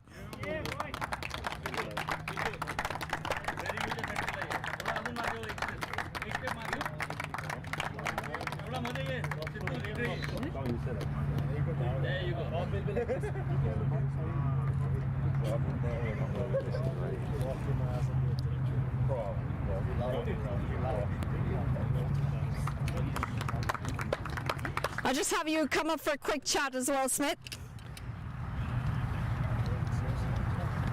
Unlucky to have not won the finals. Where do you think it went a little haywire? I think the game went away in the 6th, 7th, and 8th over that we were batting. We were cruising along very nicely, 5 overs, 50 runs to start with, and we were pretty much on track to chase down 177. But we lost too many wickets on the trot, and that's what hurt us. Well, you'd won the toss and you chose to have a bowl first. Do you think that toss might have had an impact today?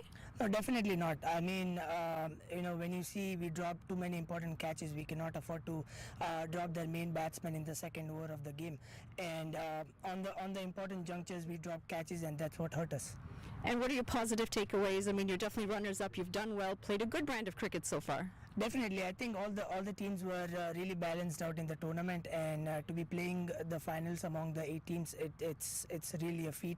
And we had quite a bit of youngsters who stepped up on the important occasions, so it's really positive.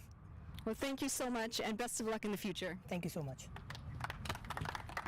That's the losing captain, Smith Patel. I'd now like to call up Mr. Halim Youssef to hand out the trophy and a check of $50,000 to the winning captain, Stephen Taylor.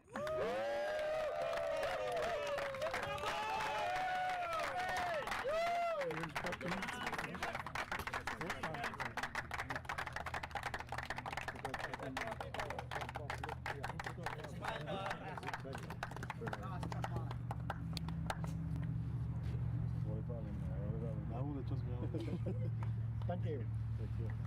Ooh, that's big. $50,000 in the bank, not a bad payday, eh? Yeah, can't complain for that. Well, what went so well for you guys today? Just playing in partnerships and just staying true to ourselves. And you're riding the high from yesterday. You came out with a bat. Happy with winning or losing the toss today? Yeah, we lost the toss, but we was going to bat anyway at the end of the day because it was a good wicket. There was no moisture in it, so we said we were going to back ourselves to bat again. So we just put up a good total, and we know that they're going to be up behind the 8 ball, and we just played good cricket. And your final thoughts on the tournament, Houston Open 2025? It was a good tournament. I wish there was less moisture in the wickets in the early parts, so we get better games, good quality. But at the end of the day, it was still a good tournament, and we're happy that we're victorious. Well, thank you so much, and go ahead and enjoy the victory. Believe the team's waiting for you.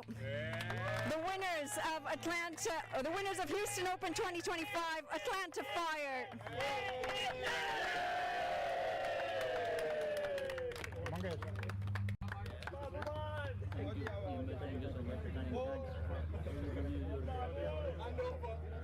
Well, happy scenes here from Houston Open 2025 as we wrap up our coverage of what's been a really good week. Can you all come here, please?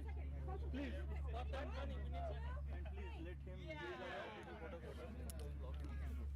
Thank you. Santa, you get in the picture. There you go.